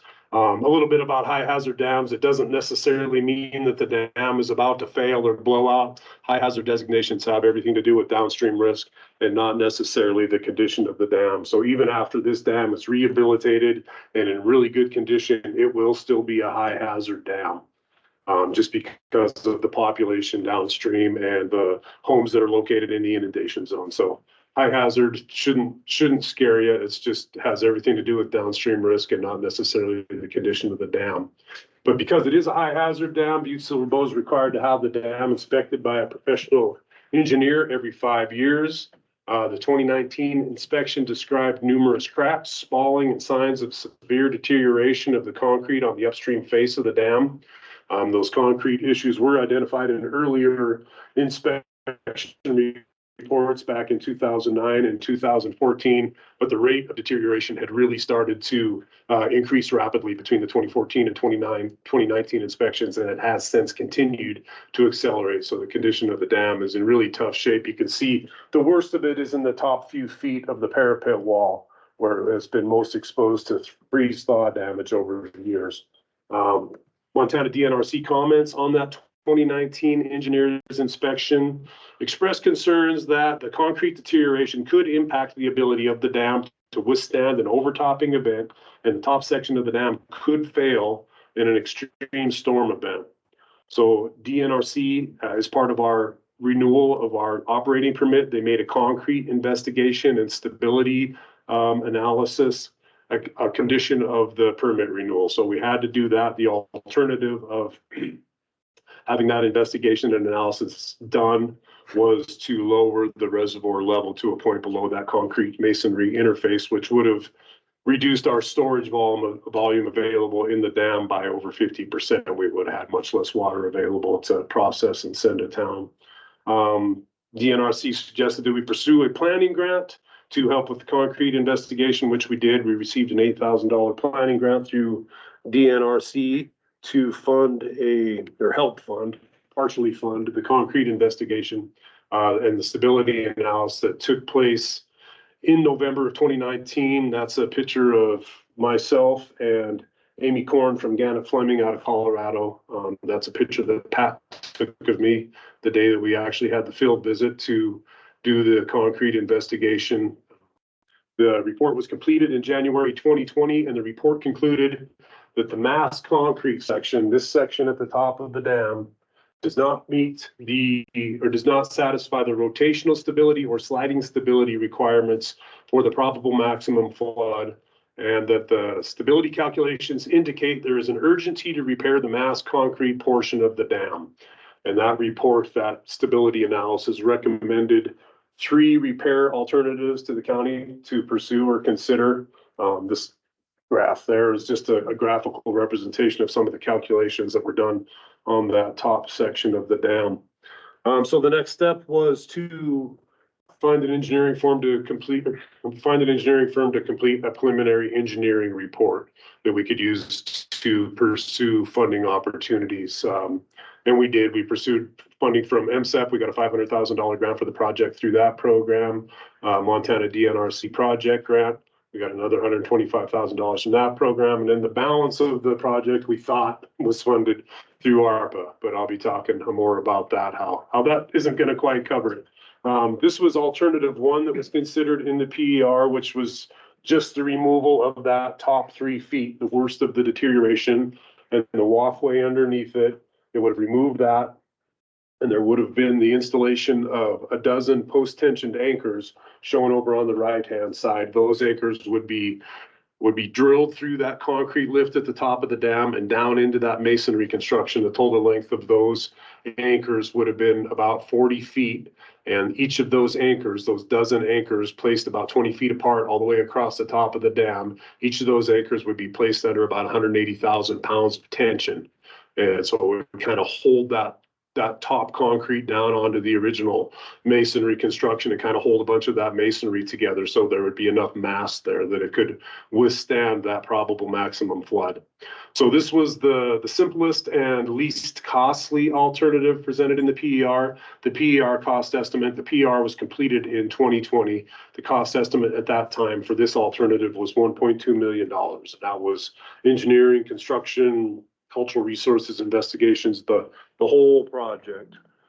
The other alternative, the second alternative that was presented in the preliminary engineering report, this is alternative 2, which proposed removing the parapet wall. A couple of feet of that old original 13 feet would remove 2 feet of that concrete and remove about 8 inches of the deteriorated concrete on the upstream face of the dam, all the way across the upstream face of the dam. Replace that concrete, there would be this new drop wall that came over the new concrete that was placed on top. That would kind of hold that new concrete face to the original 1913 era concrete. Then a new parapet wall would be poured on top of it. It would be a little bit taller, narrower parapet wall. The walkway would be a little bit wider. And again, with this alternative, there would have been those 12 post-tensioned anchors driven down into the masonry construction, and those all placed under that 180,000 pounds of tension. The PER cost estimate for this alternative, which is ultimately the alternative that was brought to final design, the cost estimate in 2020 for the whole project was $2.5 million. And the third alternative that was proposed in the PER was total removal of this top 13 feet of concrete and replacing it with new concrete. This alternative didn't require the post-tensioned anchors. This new concrete could just be doweled into the old masonry construction. But that alternative, the cost estimate at that time was $4.3 million. So that one got thrown out and not brought to the final design. So the final design was alternative 2. So this is how it ended up. It's slightly different from alternative 2 as they progress through the design process. Instead of the 8 inches being removed from the upstream face, now they're going to remove about 14 inches of that concrete on the upstream face. That's this section here that'll rest on that masonry. That 2 feet will still be removed and replaced at the top of the dam. And then a whole new section of concrete will be placed at the top of the dam. And we will have the post-tensioned anchors. The only difference in the final design is those post-tensioned anchors will be at a little bit of an angle, about 5 degrees going down towards the downstream toe of the dam, just to get a little bigger bite of that masonry down below, so it's not so close to the face of the dam. This alternative now, I don't know if I think I have a little bit more on the next slide. This alternative, as it stands right now, that this one has been out for bid, and that's what the construction only cost for this alternative is $3.5 million. So considerably higher than the $2.5 million that we were figuring when we were putting together all of our grant applications. That was going to cover the whole project. The construction alone is a lot more than what we had budgeted for or figured that we were going to need when we were putting together the grant applications. And then the engineering cost is on top of that dollar amount there. So this is a top view of the dam showing the location of those 12 post-tensioned anchors that are going to be installed through the concrete and into the masonry below. So they're about 20 feet apart all the way across the top of the dam. This is a view of those anchors looking at it from the upstream side. So those will be driven through the concrete. This red line is the masonry concrete interface. So that'll be driven through the concrete down into that masonry core below, and all of them placed under that 180,000 pounds of tension that I talked about. And this project has already started. The parapet wall has been removed in 5 locations, and they've done core sampling in 5 of these post-tensioned anchors locations. Those core samples are currently being examined in a lab somewhere, and that will help them determine the length of this bond zone that's going to be required, how much of that anchor is going to need to be bonded into the masonry at the bottom. But while that's happening, they're proceeding with removing the rest of the parapet wall and starting to saw cut some of that top 2 feet off of the dam. This is the video it's a little bit old now. It's April 22nd. So there's been some progress since then, but you can see one of the spots where they had saw cut out to accommodate the drill rig up at the top of the dam. And you can see a lot of the deteriorated concrete See if I can make this video go. So this is just a drone moving across the upstream face of the dam. And you can see, just how badly deteriorated that parapet is. This is a section that's been saw cut, but not removed yet. That's a turbidity curtain they have down in the reservoir. This is the location of that. That's their concrete. So this is a spot that they're setting up in there. That's the old gantry crane on the dam. You can see that interface between the concrete and the masonry really clearly there. That's the guys, I think, just cleaning up from the spot that they just finished saw cutting.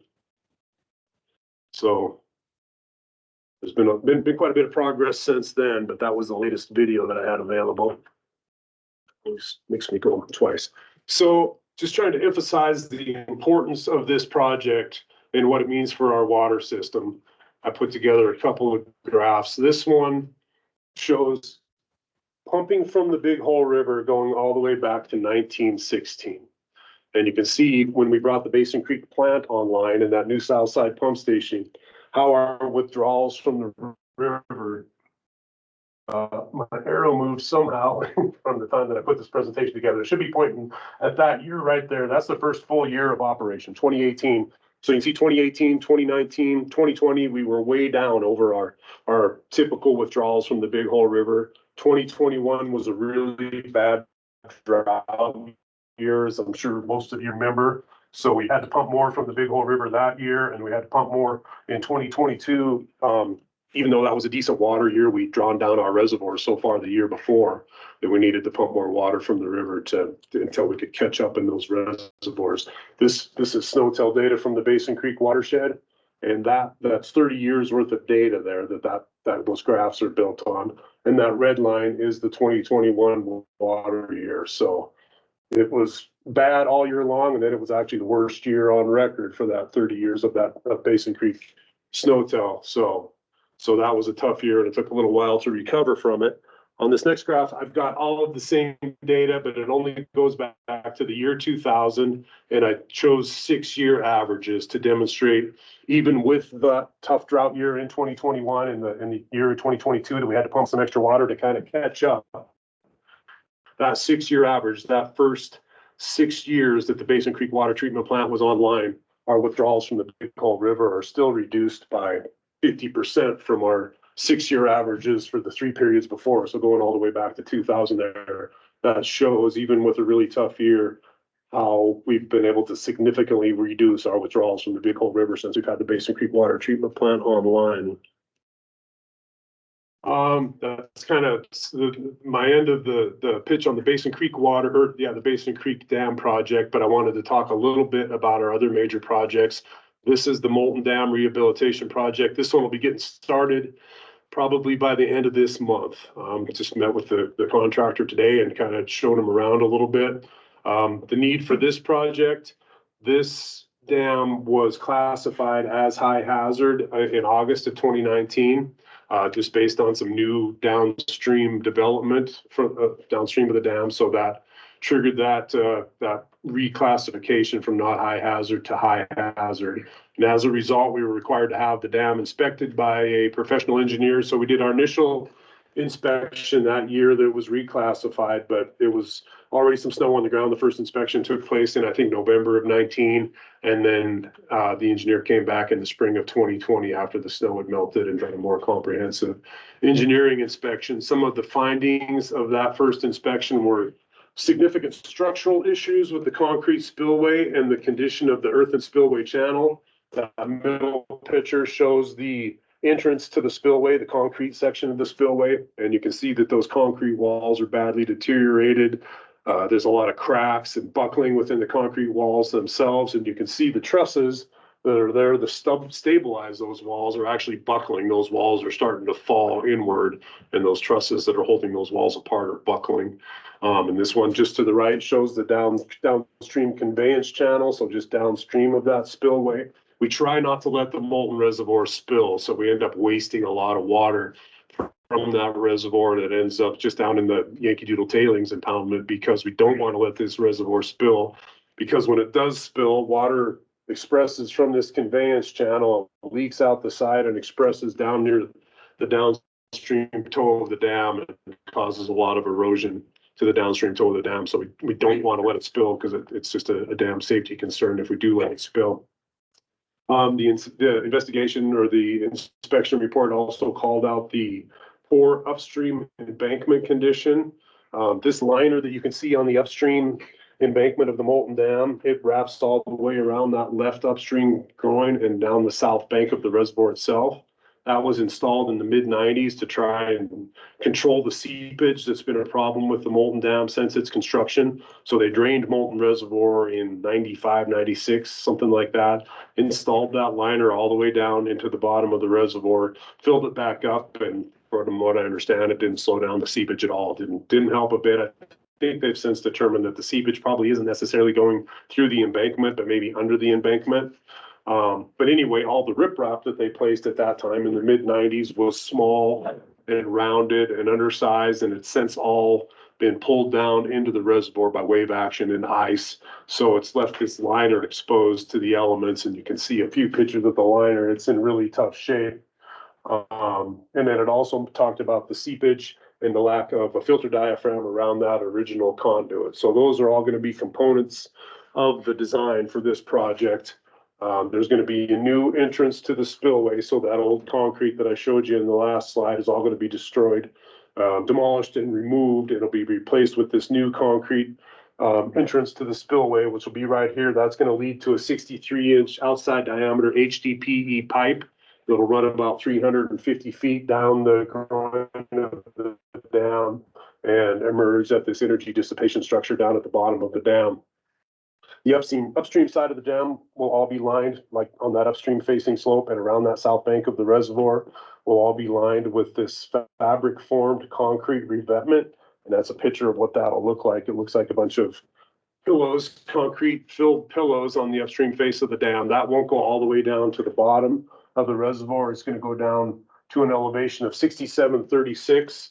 The top of the dam is at 6770. So it's just going to cover that normal range of operating level so that it'll protect the dam or protect the liner from the elements, but it won't actually go all the way down to the bottom of the reservoir.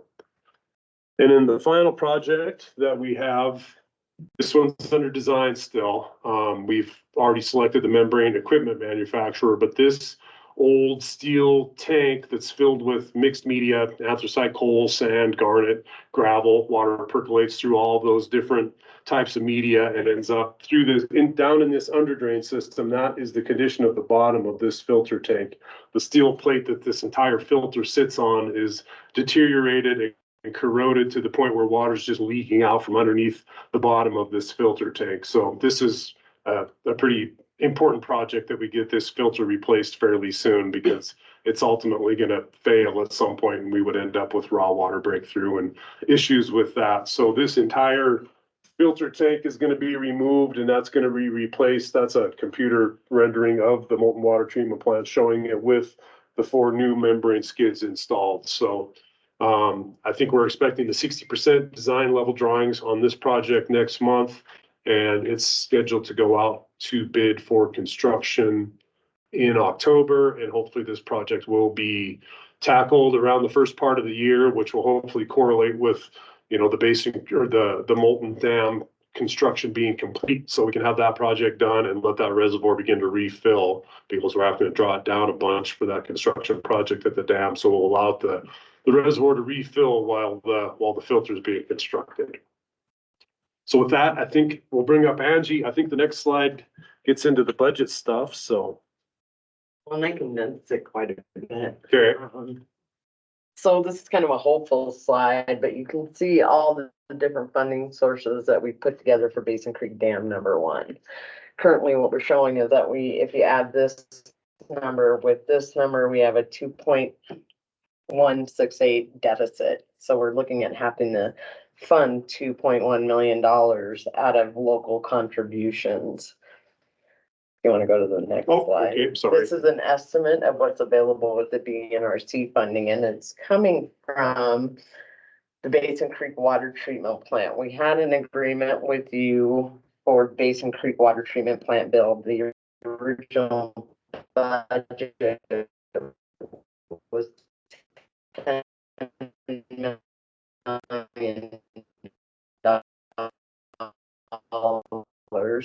This is what our total, this is what, that's a really short synopsis, but this is what we're asking from the BNRC at this point. We are requesting that the Natural Resource Damage Restoration Council approve the contract for remaining funds from the Basin Creek Water Treatment Plant. We are requesting that the 634 plus change plus interest minus administration fees be committed to the rehabilitation of Basin Creek Dam. And I think that is our presentation, unless there are some questions. Questions from the council? Thank you both for coming and presenting that. Well, thanks for the Appreciate that. opportunity. We appreciate having the chance to share our projects. Okay. Could we did we not, with the small projects, allocate $100,000 to the Molten Reservoir? It was for recreation. Oh, it's for recreation. It's for recreation. And the county hasn't come in to execute that project yet, though. So if I can interject. So when the BNRC made their recommendation with the original allocation, it was $10 million that went towards the construction of the Basin Creek Water Treatment Plant. That was paired with $20 million from the Upper Clark Fork River Basin groundwater settlement. The reason there is that leftover money, they didn't have to put in the GAC system, granularly activated carbon, and that typically takes care of algae. Jim, could you briefly explain why that isn't needed or why? Well, I'm not sure. I think that they just weren't certain at that time whether that was going to be needed or not. And it probably, we're going to look at an alternative way to deal with the taste and odor issues that we occasionally have. And it's not a constant problem. So it probably made sense not to put in that system at that time. We're going to look at doing a powdered activated carbon system that we just use as needed. We've actually ordered some of the equipment just recently, and we're going to try and induce powdered activated carbon into the raw water stream and then remove that powdered activated carbon through the treatment process, rather than having the granular activated carbon as a polishing step after the treatment process. So our taste and odor issues are pretty wood to knock on, pretty occasional. You never know when they're going to happen, but we're hoping that we're going to be able to better deal with those issues when they happen with using powdered activated carbon and just buying that in a solution as needed and inducing it into the raw water process. So I think that they maybe just held back on doing that at the time because I think the cost estimate was maybe another $1.5 million on top, and I just don't know if they were concerned that there wasn't enough budget. I was just kind of becoming involved with things at that point, so I'm not really sure exactly what the thinking was, but. So that money was held in reserve in case they needed that component, but they've been able to manage without it. So that's why that $634,000 is left in the water infrastructure category. With interest since 2017, it's grown to about 750. So, and GP and Butte Silverbo's ask is for that balance minus administration costs to go towards the construction of the Basin Creek Dam now. Your recommendation will be elevated to the governor. The reason we postponed the last month's meeting is when we looked at the process to get from you to the governor, it typically goes through the Trustee Restoration Council. And they don't meet very often, so we would like to be able to take your recommendation to the governor to see if he can approve that and we can get a contract with Butte Silverbow for those funds. So with that, we're looking at the council to make a motion, make a vote, and we'll carry that to the governor. Could I inquire about what you think the administration costs are going to be? You know, on the water projects in the past, administration is typically, I'll go out and make sure we're following the scope. I do that a couple of inspections. We look at the invoices that Angie would prepare and bring to NRD, and they pay the bill first, we reimburse them. Right. But we go through all those invoices to make sure we're following the budget. That goes through Helena. There's some admin people that put that into our accounting system, and then that, once we've got it approved on our end, it goes to the Department of Central Services, and that actually the payment gets issued there. So it's minimal, Bill. Percent wise, maybe 5%. I'm not sure. It's pretty minimal.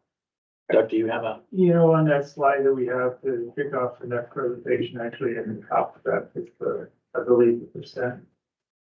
However, that might be, that's, yeah, but it is, for the water project, it is no, it's less than 5%. So I guess when we did our last look at the BAO fund, if you guys remember, this is one that's been tracked all the way since we did the water treatment plant. And it was one that we were kind of like, all right, you know, we need to spend this. This should be, because what was happening is it was those administration fees were starting to decrease how much was in that fund. So that was one of the ones, I think JP and Jim were here and we were like, okay, this is one we need to put to work. Let's get this money to work. So I just remind you guys of that. Is there any other questions? Go ahead, John. So can I ask Angie, if we move forward, when we move forward, is there a plan to make up the balance of the deficit that you spoke of for the dam project? Well, if you wanna go back on the slide, so right now, go back one more. Yeah. So right now we're hoping for this, Okay. but this is what we're taking out of local contribution, which would come from ratepayer funds. We have put a letter of interest into the high hazard dam program through FEMA. We have not heard back from them yet. What we're trying to do is take as much as possible. As you know, we have these other big projects going. We only have so much in reserves. Great. So as a direct result of this contribution, the impact on taking it out of capital improvement reserves from the ratepayer accounts is Correct. less. And then in the last resort, once you exhaust all of your grant opportunities, then on a regular basis, you have stocked away a little dough from our rates into the capital account, and that'll be tapped to finish. this project, yeah. Yeah, and not going to go off this particular topic, but on the other two projects that you speak of, are the funds spoken for them? You got a financial plan ready for paying for those two projects also? Those two projects so far are under budget. So we're doing good with what we have available. We've had them funded through ARPA as well, Okay, as well as local ARPA funds. so there's significant contribution being made by Butte Silver Bow and ratepayers to get these three projects built. And now versus later when it'll just be more expensive. Right. So with that, Madam Chair, I would take more questions, but I would make a motion to.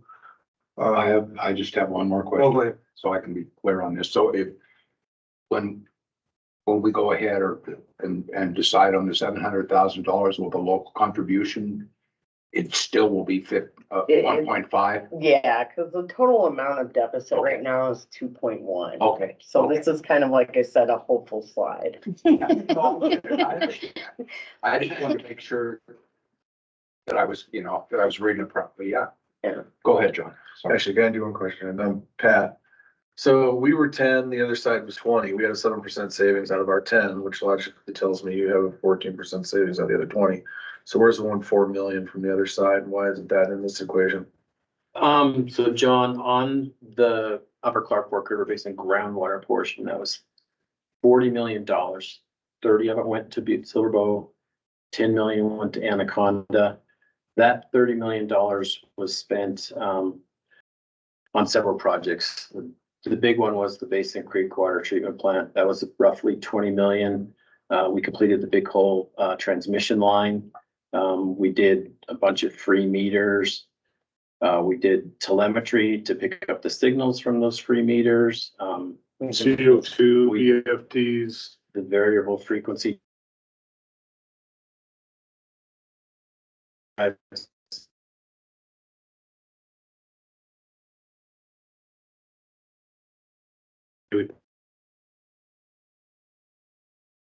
then the other one was, yeah, line to take that Basin Creek water over to the big hole tank or into the big hole system does it go all the way over to the pump station at Branchland?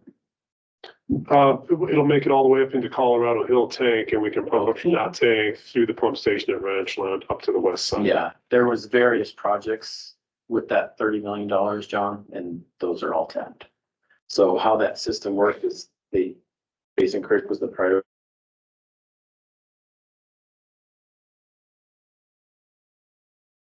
And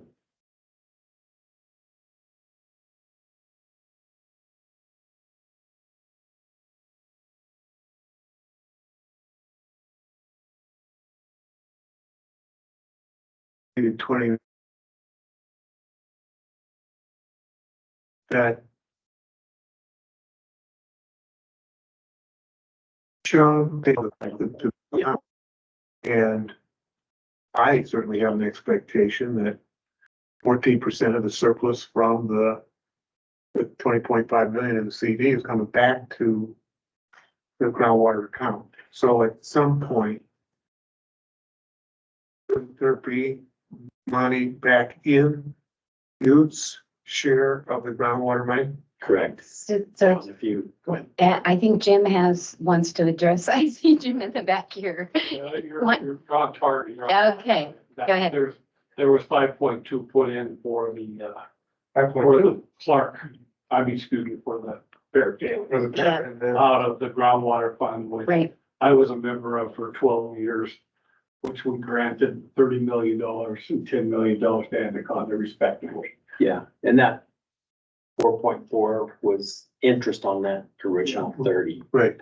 Yeah. So at some point, when the Blacktail Creek project is complete and we redistribute the surplus funds from the Butte account from the CD, the groundwater account is going to get 14% of that.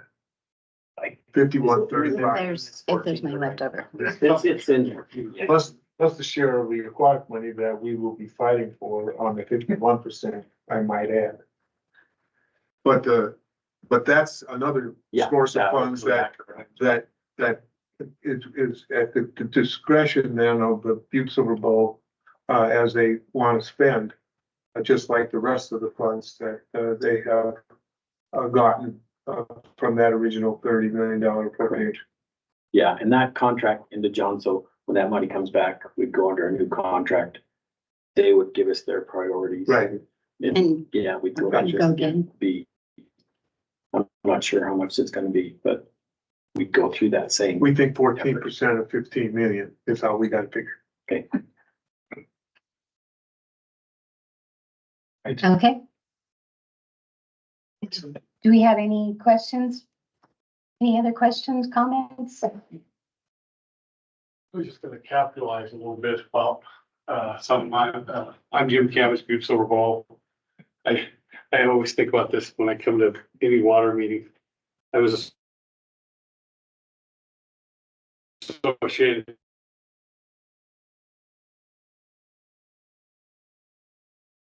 to the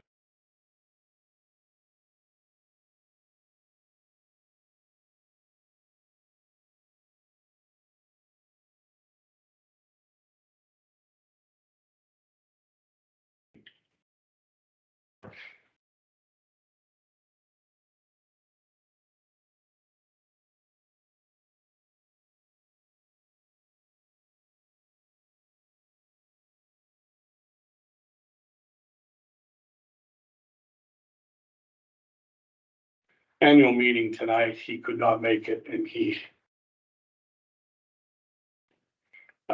wanted me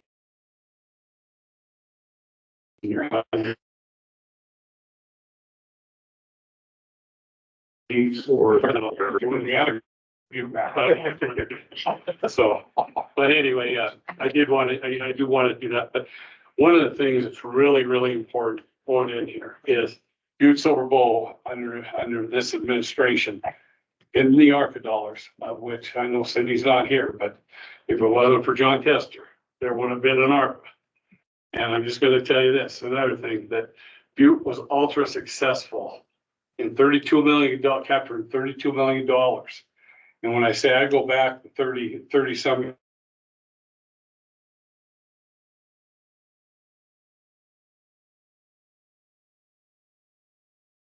Flip it.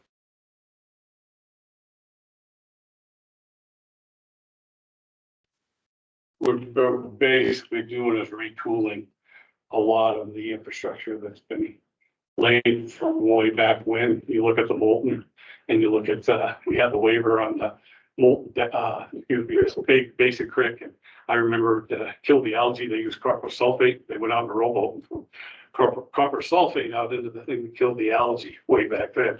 So Butte probably has the finest and the best water. And thanks not only to this board, but also to the staff, Doug, and all the people before you for everything you guys have done, because we've got a long way to go still. I always tease everybody that I'll be dead by the time all this stuff gets done, but it's something that was needed, and thank God for great volunteers, because it's not a fun, unpaid position. Okay, right. So thank you very much. And we also are developing plans on the recreational side, and we'll be forthcoming, looking at things that we can progress for in the spirit of restoration and benefit to the area as we go forward. Okay. Great. And we'll be developing those plans at Butte Silver Bowl. Sounds good. All right. Thank you. Thank you all so much for the opportunity to Thank you. present. Thank you. I guess I missed my grandson's games, and it was pretty good. They got to run. I'm glad I didn't go. So John, did you want to finish your motion? Yeah, when we go back to the slide on motion, Oh, yeah. and I would make a motion to approve the request from Butte Silver Bowl to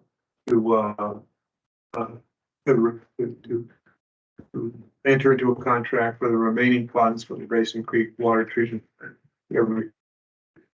And I think it's anything else you need in that motion, Madam Chair? Nope, I think you got it covered. Doug? The only clarification I would make is that it's a recommendation to the trust. Yeah. Okay. Okay. A recommendation to the trustee. All right, is there any comment on that?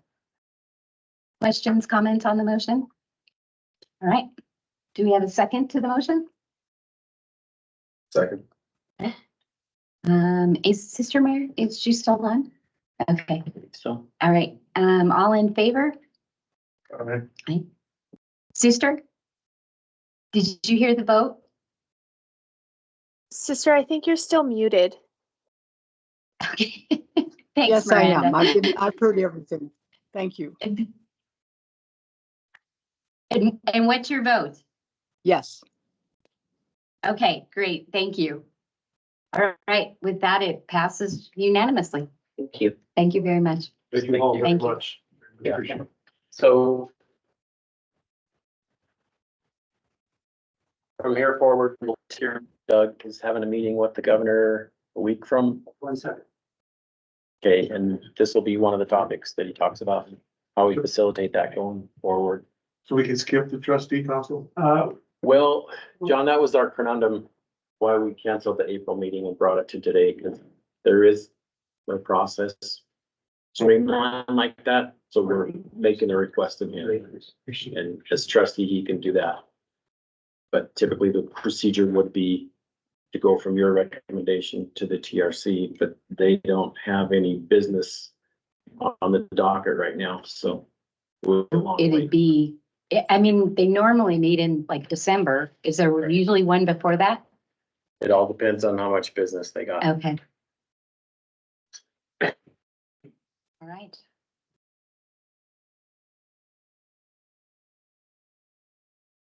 Okay, so we're down to our third topic. Do we want to take a leg stretch? Are you guys ready to? You're the sheriff. All right, sounds good. You guys are troopers.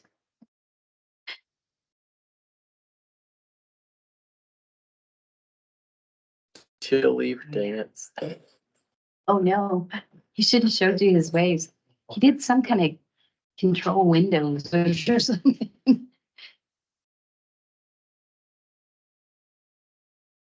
Jim, did you remember what Teal did? Showing now? Yeah. Miranda, can you see the NRDP presentation on the screen? Will you do the? We can see did it, you but, already- oh, Did you already sorry. put it in present mode? Cause it's just in like the edit mode right now. Sorry. Sorry. It's.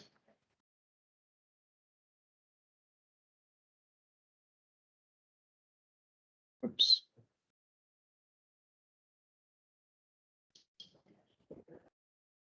And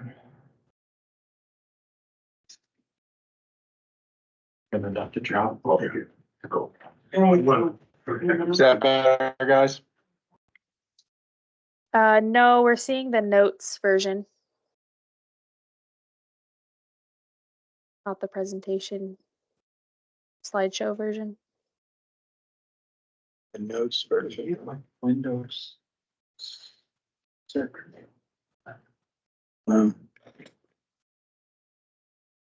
Yeah, which good, I guess.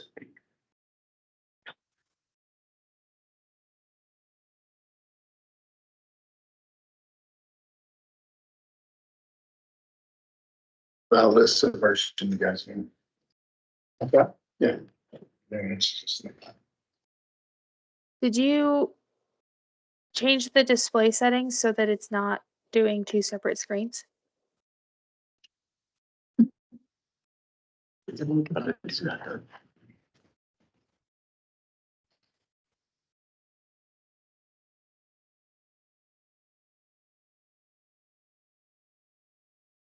Whoops. Did that work? Sound good. No.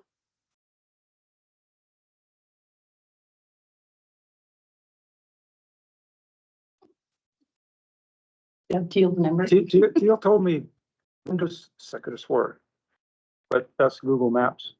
Yeah, it's just showing us Google Earth now.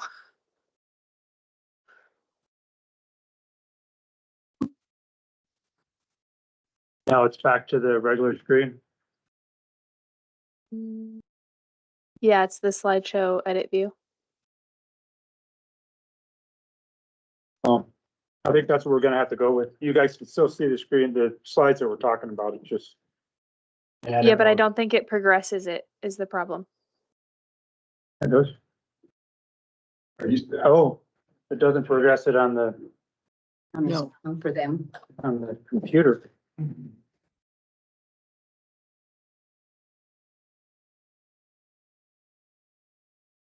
Here, just a second, just a second.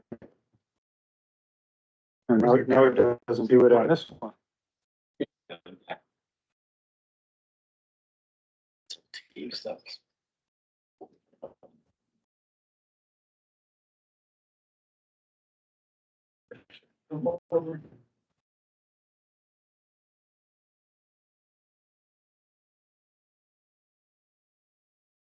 Okay, how's that? That should be. I think it's loading. We can't, oh, okay. No, it's still the edit view. Okay, but at least we can get. Well, we have nothing Oh, there it is. Now you got it. Yep, it's there now.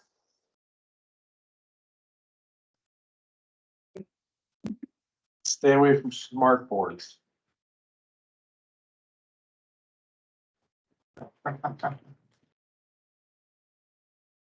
And you guys can see me scrolling through, right? Okay, now it's working. There you go. Let's leave it. Yep. Better go fast.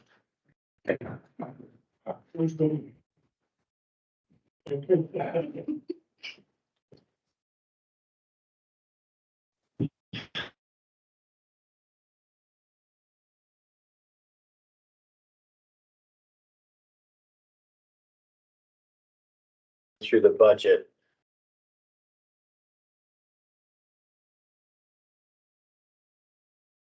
Basically our expenses. And so we went back and looked at all the expenses all the way back to about 2012. And that was initially, all our expenses were just in writing the plans. And then we got into doing our investigations, and the spreadsheet you have in front of you with the multicolors is basically a summary of each year.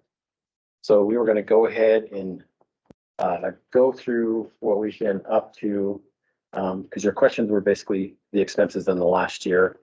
But to put that in context, we built this spreadsheet. Jim's the author of most of that, so we're just going to let Jim go ahead and walk through where we've been spending the money. You guys asked a question, and we appreciate that. And so Jim, do you want to take it over? Sure. So what I'm going to do is I'm going to talk about like that. I mean, sort of stinks following two interesting presentations on dams and fish, because this is a lot more boring than that. Sorry, I'm going the wrong way here. So what I'm going to talk about is basically process, priorities, and what we've been working on. And then at the end, we got that big spreadsheet, and Doug's going to come up here and talk about the specifics of the spreadsheet. So we sort of have what we've been doing, and I'm not going to go into any details of what we've been doing. We've already had a long meeting here, but I'm just going to give you a little taste of one particular issue just recently, just to give you an idea of like what goes into the level of effort. And then Doug will get into that spreadsheet. Okay. So here's the first slide we've got. We've got our role and NRDP's role in Butte here. Now you've seen these before. Sorry, I'm putting somebody's way here. You've seen these three things before. You guys know this. We represent the governor for all NRD issues, our restoration plans, and critically, as you guys all know, we hear from you, we hear from everybody, and we think about it all the time. We want to make sure that we're not spending restoration funds or performing remedy. We only spend money on remedy stuff. Remedy does their stuff. The third one, which sort of plays into an issue I'm going to talk about a little later, is the NCP, the National Contingency Plan, requires EPA to coordinate with NRD through the whole CERCLA process, not individual parts the whole time. And here's where it's a little different than what you guys have seen before. So number 5 is we're talking about our commenting on BPSU, you know, the recent consent decree for BPSU. We comment on compliance solely as it relates to our other listed roles. And I'm going to talk about these.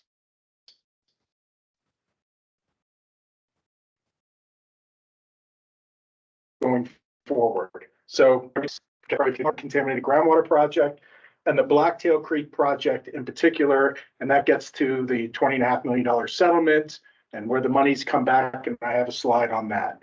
So it's EPA's the lead agency, and they are responsible for CD compliance. That's their job. DEQ has a role in that as a signatory to the CD and as a consulting agency. But again, EPA is responsible for CD compliance. We review and comment on CD compliance on particular issues, not on everything. Like, you know, there's a process going on now to locate a repository. We're not involved with that. We don't spend any time on it. It doesn't relate to any of our priorities. Blacktail Creek, we're working with DEQ on a protective remedy, right? We all want protective remedies. That's what we're here for. But we also want to make sure it's cost effective. And why do we want to make sure it's cost effective? Because the remainders of this $20.5 million settlement are intended to pay. First, we have an MOU with Butte Silver Bow for the first $1 million goes to Butte Silver Bow. And again, I'll have a slide for that and some more details, but I think most of you know that. And then it's supposed to reimburse NRD costs to partially repay for the parent. So that's where the money to the BAO groundwater fund, the percentage there, and it's all broken out. And as you recall, it's in the restoration plan. The percentages that funded the parent is the cascade of money goes back to those same accounts and the same percentages. And then the last one is we just want to make sure we safeguard our significant investment in BIPSU. So we've spent a lot of money in BIPSU, not just the $30 or $32 million for the parent, but lots of other money. We want to make sure that that we're safeguarding those investments. So this is you'll see it like you see in your spreadsheet. We sort of broke things down like pre-CD or pre-CD, like release of attachment C, which was the agreement in principle. Some people labeled it. Then there was a couple of years of negotiating for the final CD and then post-CD. And I'm talking about primarily things post-CD. So again, our focus is on protection of the creeks, waste removal requirements. Again, it's about protection of the creeks, contaminated groundwater control, and the Blacktail Creek project. So again, we don't want restoration should not fund or perform any remedy, right? We don't want things that should be done under remedy not to be done and then to look at restoration to address those concerns. We want to make sure that we get the CD agreement we signed and supported, right? All parties didn't get everything they probably wanted in the CD, but we all got parts of what we prioritized. We want to make sure that we get that. We've had this commitment to groundwater, right? So the removal of the paratailings and the capping of those wastes and spent, the $32 million we spent there really only makes sense in the bigger picture of the CD agreement. So there's CD agreement has other waste removals. It has contaminated groundwater controls for the creek. And so you have to have them all to work together, because if we just only removed the parrot and did nothing else, there would still be problems for the creeks from contaminated groundwater. So when we developed the agreement of the CD, it was to make all these components work, and everybody had a responsibility. So we want to make sure that that's implemented. And part of how, I'm not going to go into details, but part of how we're making sure that's implemented is there's a sediment monitoring component within the CD that's basically the performance measure of their contaminated groundwater capture. We look at contaminated sediment concentrations, and we make sure, and we want to make sure that there's nothing that's done impacts that. Say if there's a bunch of contamination in west side soil, so upstream on Blacktail Creek, upstream of Lexington Avenue, say those wash into the site and recontaminate the sediments. Under the CD, BP is not responsible for that. So we want to make sure things like that don't happen. And then there's a few, and this gets to some more recent issues. There's a few, we went back and forth what word to use, unstated CD issues. There are some issues that were not completely addressed within the CDs. We knew about them. If you want to call it being punted, they were punted forward. They were punted forward. Well, we came out with the agreement in principle, the work plan, the attachment C. That was February of 2008. 2018. 2008 would have been a long time ago. But so some of these things are still lingering out there. We'd like to get them addressed so all the parties can move on. So here's just a quick summary. I don't know if you guys have seen it in this sort of format. A quick summary of the $20.5 million settlement. So at the end of the CD negotiations, we had about $2 million in past costs. And that $2 million, and you can remember this, we got them sort of a number of them listed on that table. There was some initial investigation of the parrot. There was a fairly sizable investigation of diggings east and north side tailings done by the Bureau of Mines. We did a couple reiterations of whatever you want to call Blacktail Creek project. We looked at contaminated groundwater. We even developed a big, huge sampling plan for the Butte reduction works. We started to implement that. Remember, we had to cut the locks off and go in there and dig a bunch of test pits.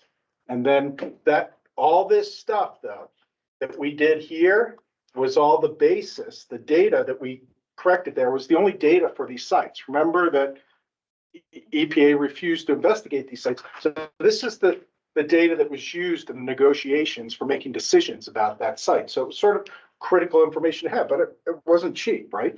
It's too, And let me interject on those ones specifically. You guys came to the BNRC council and asked, and we had some input. that's right. All this sort of stuff, we Yeah. didn't do this in a, Right. it wasn't part of the CD process as it was like covered by the No. CD. It was like secret. These were all projects that we vetted with you guys, the work plans, and then the results of the studies. And so there's a sort of a big, long process in here. And I was here for quite a few.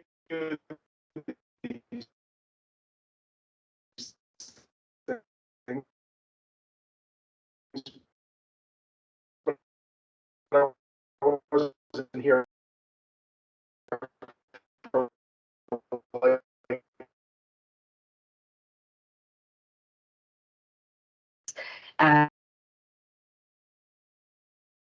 So I did these actually showed how bad they were and got them included in the CD. I feel like that was. No, I think you're exactly right, because there was no other studies going on in the Parrot or Dickens East, Blacktail Creek. I could even throw Grove Gulch here, and I'm going to talk about Grove Gulch. But we all used this data during the CD, and the BPAR's credit, they understood that. They didn't push back like, yeah, this was important information to have to be able to make an agreement or decisions. But the bottom line is, it was determined that there's no past costs, these $2 million of past costs, and it was slightly less.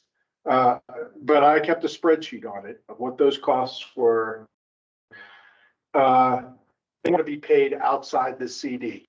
Now, the next component you guys are all aware of, that the governor, the trustee at the time, stated that the CD should include a meaningful financial contribution from BPAR that can be used for the Parrot tailings. Now, really, the Parrot tailings had already started, so it was really to pay back for the Parrot tailings.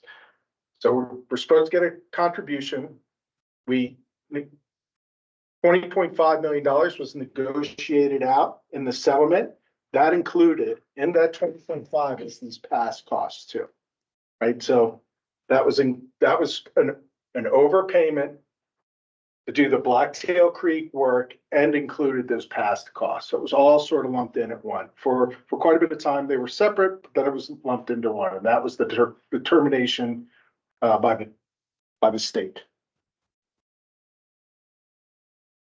Okay, so let's talk quickly about, we understand why Blacktail Creek, why we have an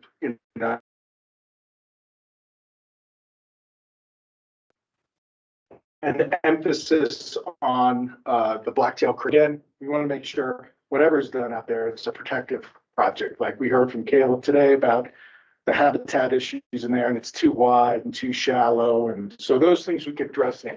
So we want it to be protective. And we also want it to be cost effective, because we know for every dollar we save there is a dollar for other projects, right? And I don't think these two things are exclusive. It doesn't have to be expensive to be protective. I mean, sometimes it is, but it doesn't have to be. I think you can work both these priorities in. So again, protective, cost effective, because all the remaining funds pass back for NRD past costs for the Parrot, minus this $1 million, which is an MOU that goes to Butte Silver Bow for end land use. That's the term used there, end land use. Now, this $1 million is not restoration money because it hasn't come back to us yet. So first million goes to them, but everything else comes back to us, and that's restoration money. And again, that goes back to the accounts that funded as in percentages that originally funded the Parrot.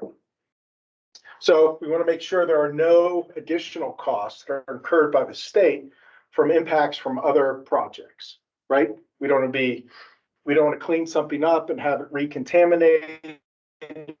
We don't want to have to bid a project in 3 tranches, which costs a lot more because something else is going on.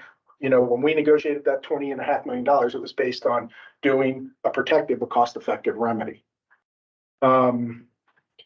So here's a big change, and I would like to put it up top in red.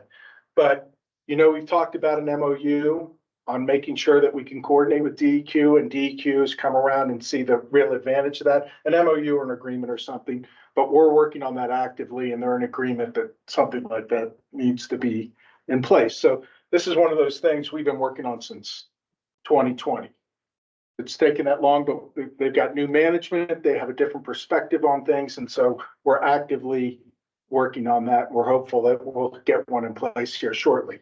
They've got a new team on Blacktail Creek. Pat and I have had a couple meetings with them. They're completely transparent and open to new ideas and working with things. So I think those are big, huge changes for this project that, you know, weren't occurring previously. And then there's this last bullet that you guys are aware of. We're looking at $5 million that's coming out of leftovers from streamside tailings, 2.5 which come over to the BAO accounts. So they're working on that. DEQ is still working on that present to see how much they have left over, what the, you know, they're basically done with streamside tailings, but what needs to be done to carry that project through to the end. So we've also met with them and that looked at, they provided us some spreadsheets. We've talked about some of the assumptions and so they're actively working on that also, this is something we've been working on. I can't remember, Doug, Also, since 2019. Yes, so even before the CD ended. Or, you know, was put out in the summer of 2020. Okay, so quickly, I'm not going through all this, of course. This is basically a screenshot from a website. These are all active links of some of our end work products. I'm not going to say they're all our end work products, but some of them. As you can see, if we start down the bottom, we have comment letters, Westside Soils OU about a risk assessment in Blacktail Creek. So this was looking at sediments and surface water that comes into the Blacktail Creek project from another operable unit. So we have these broken down Westside Soils. The next one is Blacktail Creek. Again, we have a bunch of written work plans. We hope the way things are structured now and the people involved now, we hope to really reduce this level of effort because it's a much more cooperative position we're in with them. And then up above the top one is all the correspondence, primarily comment letters and others such that we've had with EPA. Yeah. Oh, yes, thank you, Doug. For us old people, if you take a picture of the QR code, it'll bring you right to this page. So it's on the BAO page of our website. Go to Butte, BAO, and you'll see this in the bottom left-hand corner. And we're gonna be updating this constantly. And of course, you can click on anything. So one thing I want to point out, this particular document, so this was a presentation that primarily Catherine and I gave to the Butte Silverbow Council on this. I know you guys have heard about it, and we've never talked to you about it, about EPA's proposal for the use of this high concentration fill. So if you want to know more about it, this would be the place to go. You wouldn't have to read anything. It's not that long. I think we spoke for maybe 25 minutes. But it gives a good overview of primarily the legal issues, but also give an overview of what's technically required and then some protective issues. But I'm not going to talk about any of that. What I am going to talk about is just a teeny bit about Grove Gulch, which is something that we're dealing with right now. And just to give you a taste of what some of these reviews take. So here are some of the impediments to us working efficiently. So generally, EPA has not been responding to our comments. And because of that, it's really hard to track our legal and technical issues. So they're usually a combination of both. You know, when we produce a comment letter, it's not just me writing a comment letter and sending it out. It gets vetted throughout the office. It goes through legal, it goes through management. We rework it. It's a work product of NRD. And whether I sign it or Doug signs it or Pat signs it, it's representative of NRD. And because we don't get responses back, it makes a lot of repetitive work of going back and seeing where things might have changed or where they didn't. So one of the things we've suggested is that they develop, as far as compliance with the CD, the legal compliance of meeting the requirements of the document, if they produce a table that lists all the CD compliance issues, and you know, I don't know, I'd guess maybe that there's like 3 dozen, maybe 4 dozen. I mean, it's not a huge list. I'm not saying it's short, but list what the compliance issue is, how they addressed it, and what document it's in. Because I'm going to show you, there's some of these designs have half dozen documents, and then they all have a half dozen attachments that are also documents. And so when we try to track things, you think it would always be like issue A is in document C. Well, what's been happening is issue A is in document C, and then it's in document A, and then it's in document D. Every version, it's in different places. So recently we were provided 100% design for Grove Gulch. And in that cover letter, they actually provided this table, a first version of this table. So I think that's a good step forward. It's not entirely complete, but I think with a couple short reiterations, we could make it complete. So really quickly, this is a comment letter that we had on Grove Gulch in October. So up until this point, we'd never been invited to a Grove Gulch meeting. We never went to a meeting. We didn't know really anything about it. We got the 95% design, and we identified a couple technical issues that we thought were important, but one primary CD compliance issue. So again, here's Grove Gulch. Here's Blacktail Creek. You know, there was the Timber Butte mill up there. It was a zinc concentrator. The surface water data was telling us in Blacktail Creek. Here's an aerial photograph from 55 that Grove Gulch was one of the primary zinc loaders to the creek. So you all know that zinc is just as hazardous for fish as copper is, and this was the primary loader. So this tan area, so this vertical line is Lexington Avenue. The tan area, light area is you know, for all other places in this age of aerial photographs is probably tailings. Here's the channel of Grove Gulch going right through it and discharging into Blacktail Creek. And obviously this was before the highway was put in. And so during the CD negotiations, we both came up. So yellow was the boundary of BIPSU. So this stuff was outside of BIPSU. EPA wanted to include the discharge here within BIPSU. So what we negotiated was to change the boundary here to include the whole thing. So this has to be addressed too, right? Sort of makes sense. And so with this design, the remedy for this area was to put a sediment basin in. So it's not a stormwater basin. It's not there to hold water. It's there to contain all the contaminated sediments to come out here and capture them there before they discharge into the creek.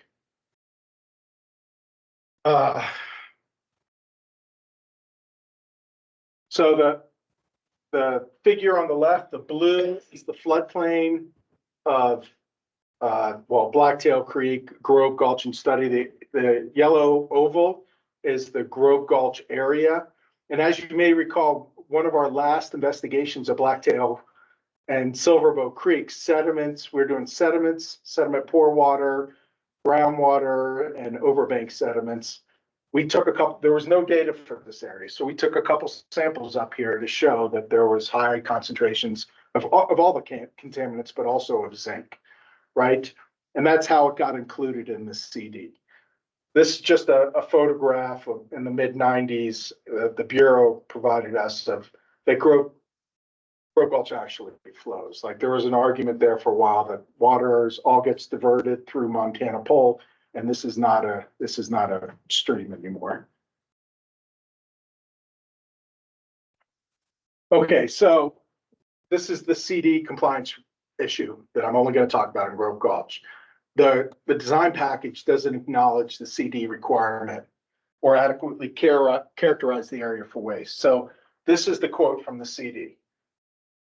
So tailings, waste, and contaminated soils encountered outside of the basin, so not within the active basin, the sedimentation bay, we call it, I guess, within the floodplain, so it also has to be in floodplain, will be removed and disposed of as described in the paragraph below. Okay, that's the critical statement. So it's not ambiguous.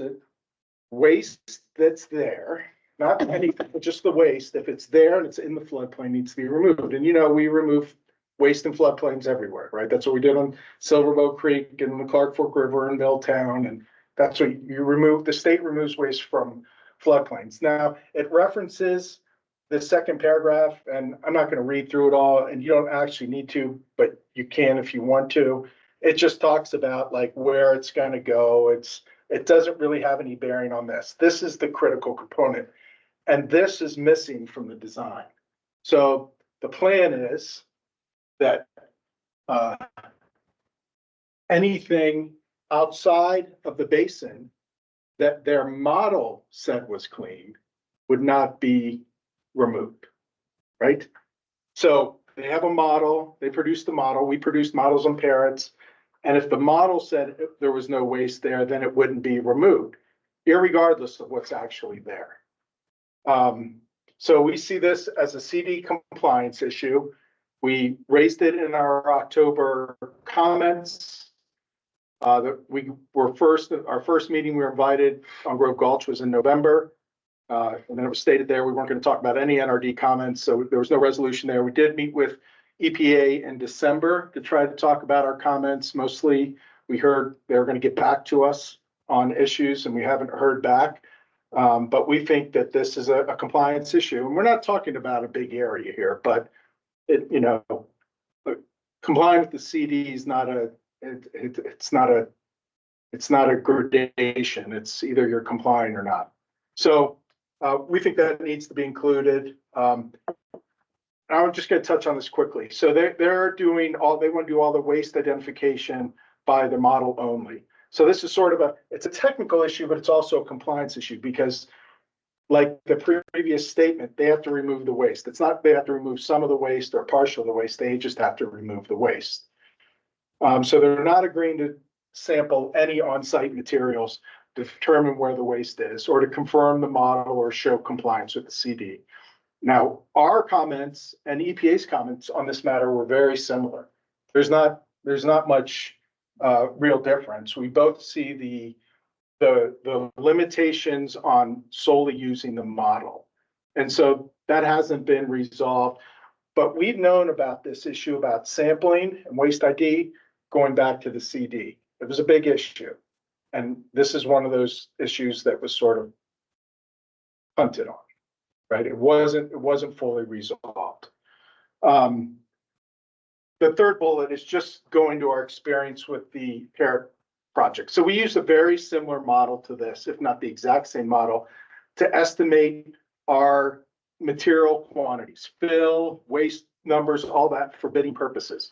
So we're not against the use of the models, but what we did differently on the parrot, we also included a rigorous sampling program to make sure that what our model had told us was being performed in the field. And the outcome of that sampling program is that we ended up finding about 200,000 cubic yards of additional waste. Now, you think like, oh, boy, the model was really wrong. But it wasn't really wrong. It was just based on limited data. And we could have spent a lot more money collecting data. Say the model was 80% correct. We could have spent $500,000 trying to reach it to 90%, but we still would have had to have done the sampling. Now, we saw the sampling as a real money saver because the money saving, what people don't understand is we didn't remove a bunch of material that was clean that the model said was waste, right? It sort of cuts in both directions. So we see these sampling programs not only saving time, but they save money and they ensure and protection of the activity. Oh, I guess that's sort of it. Good. I tried to go fast. I'm sorry if it was very fast. I know you guys have been here long, Danny. So Doug's going to go through this.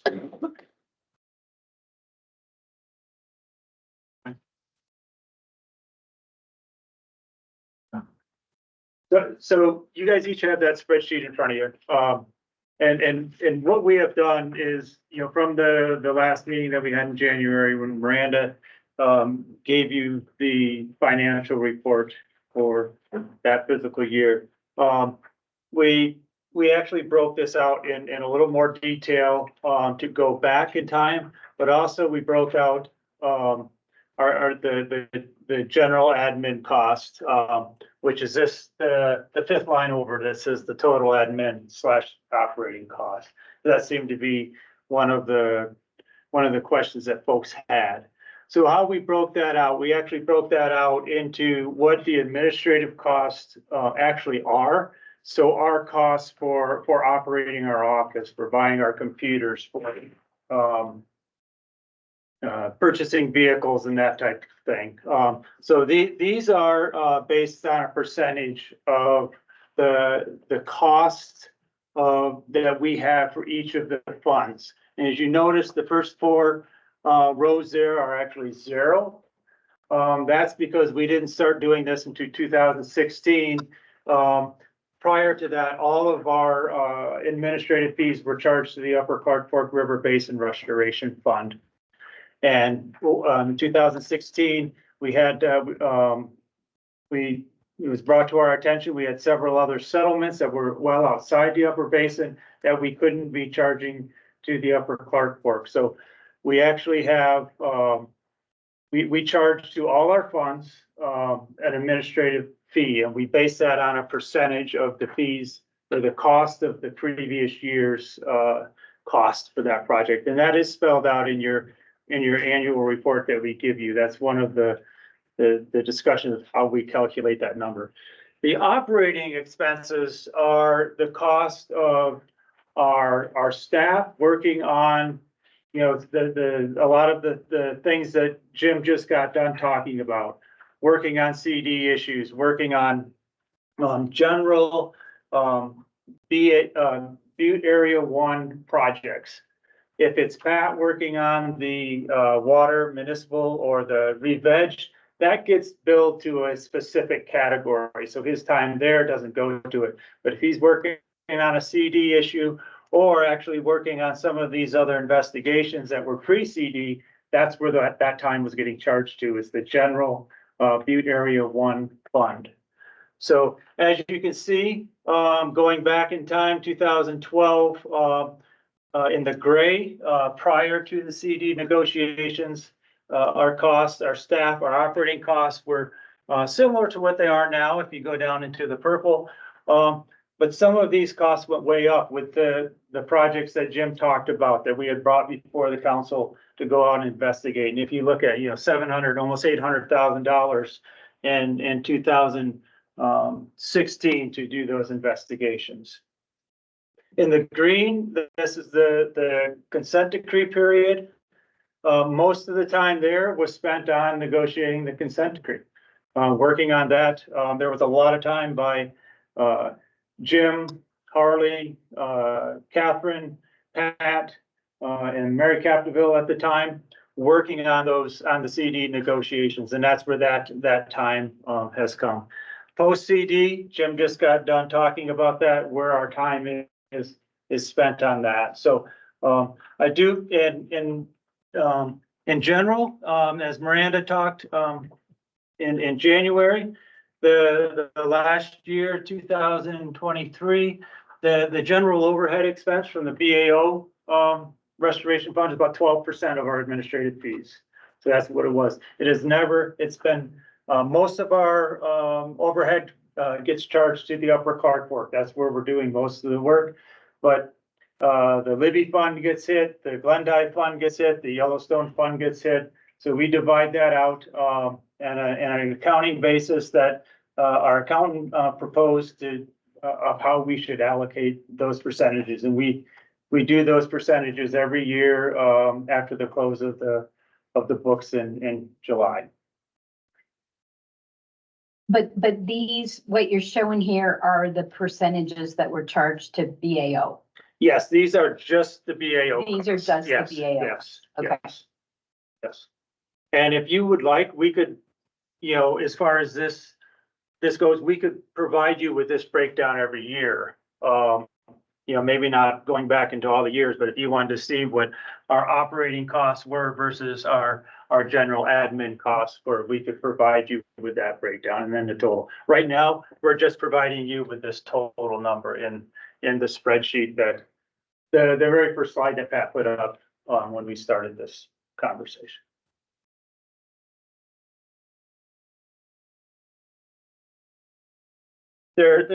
Just a couple of other notes that, have been brought to my attention.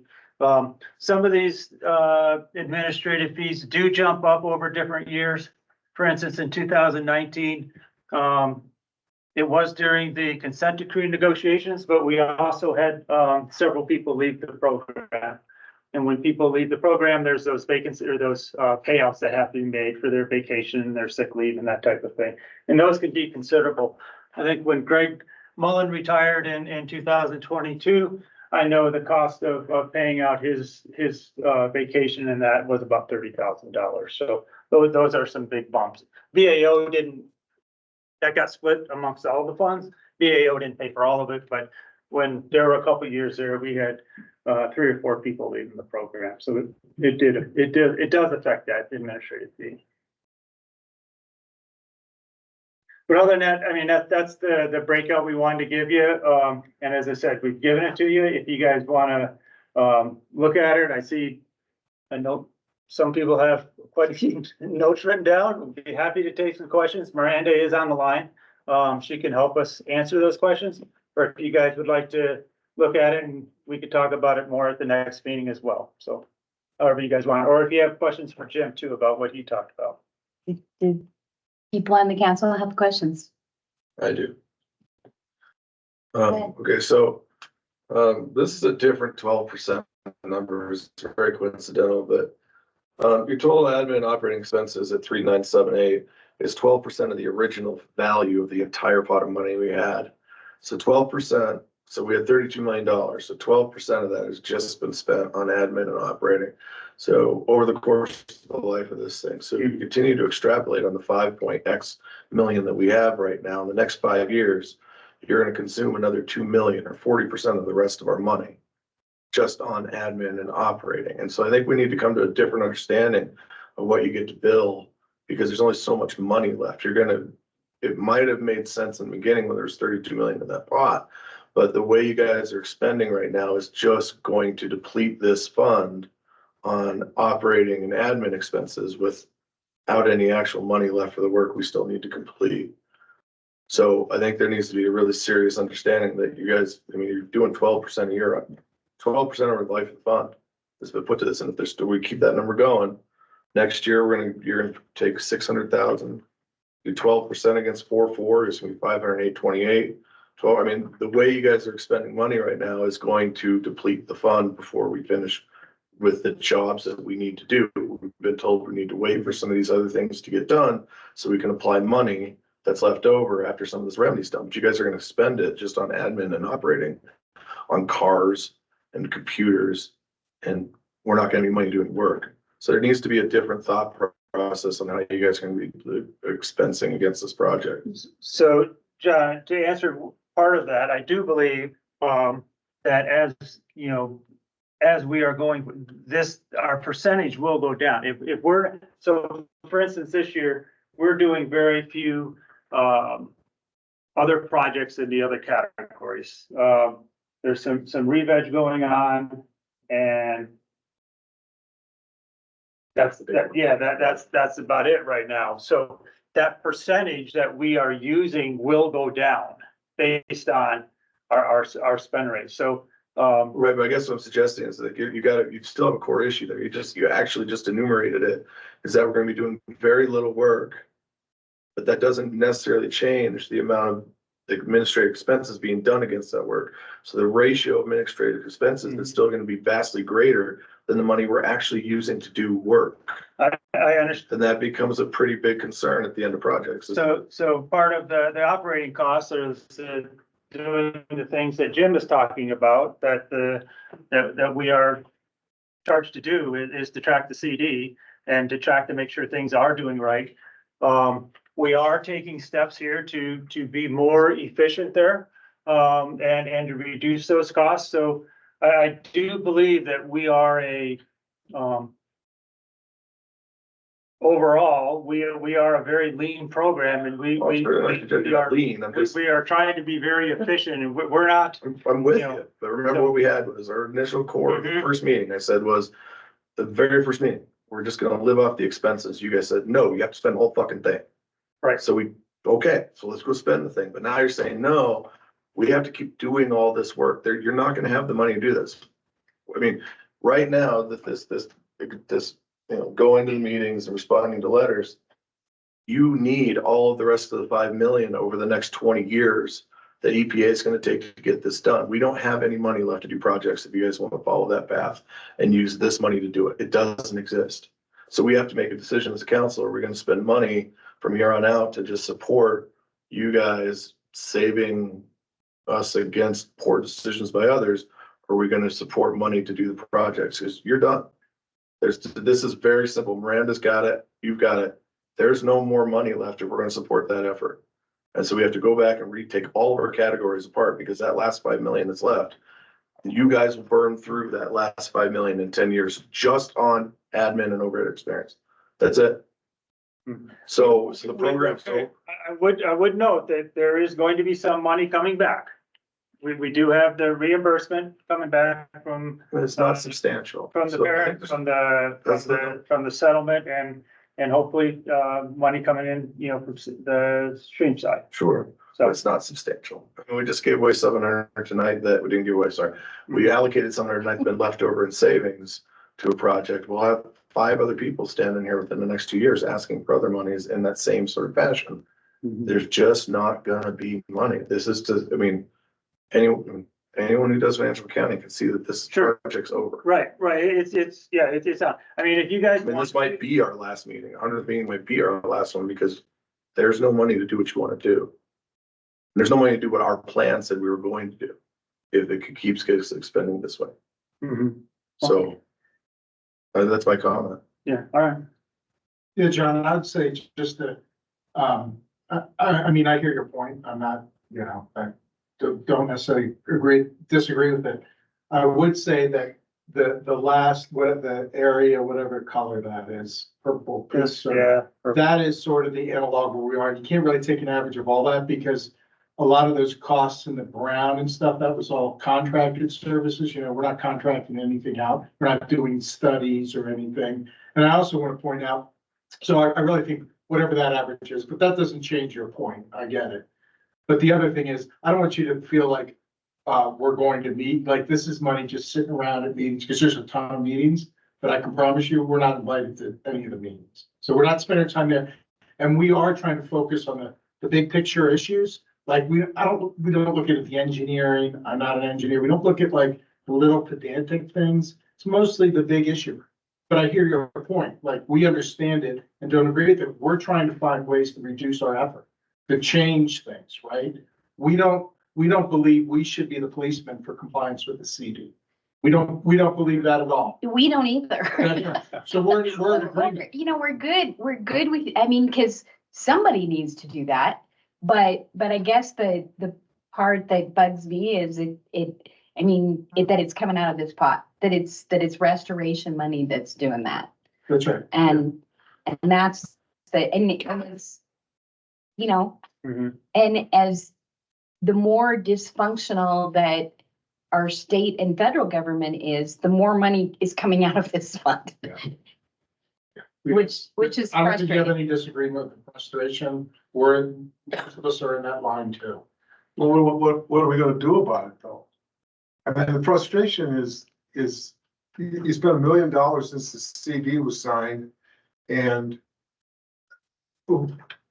I don't know what this implies.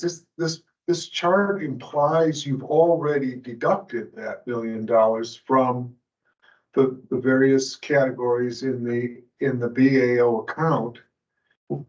As far as I know, we haven't had any say or role in your decision to spend your time on these things that are listed in the activities column. And all we do is see our BAO dollars dissipate to nothing. while you're making decisions to decide on what you're gonna spend your time on, that's very frustrating, number one. Number two, why is it that the NRD and the DEQ remain on different pages?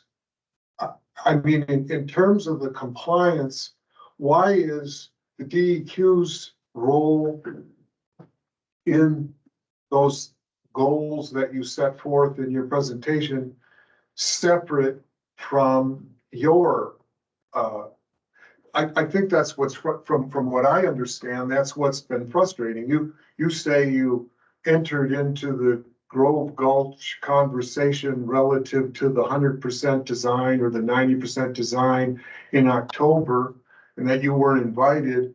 I can only presume that the state of Montana, through its Department of Environmental Quality, was at those meetings that led to the 90% design and were commenting along the way.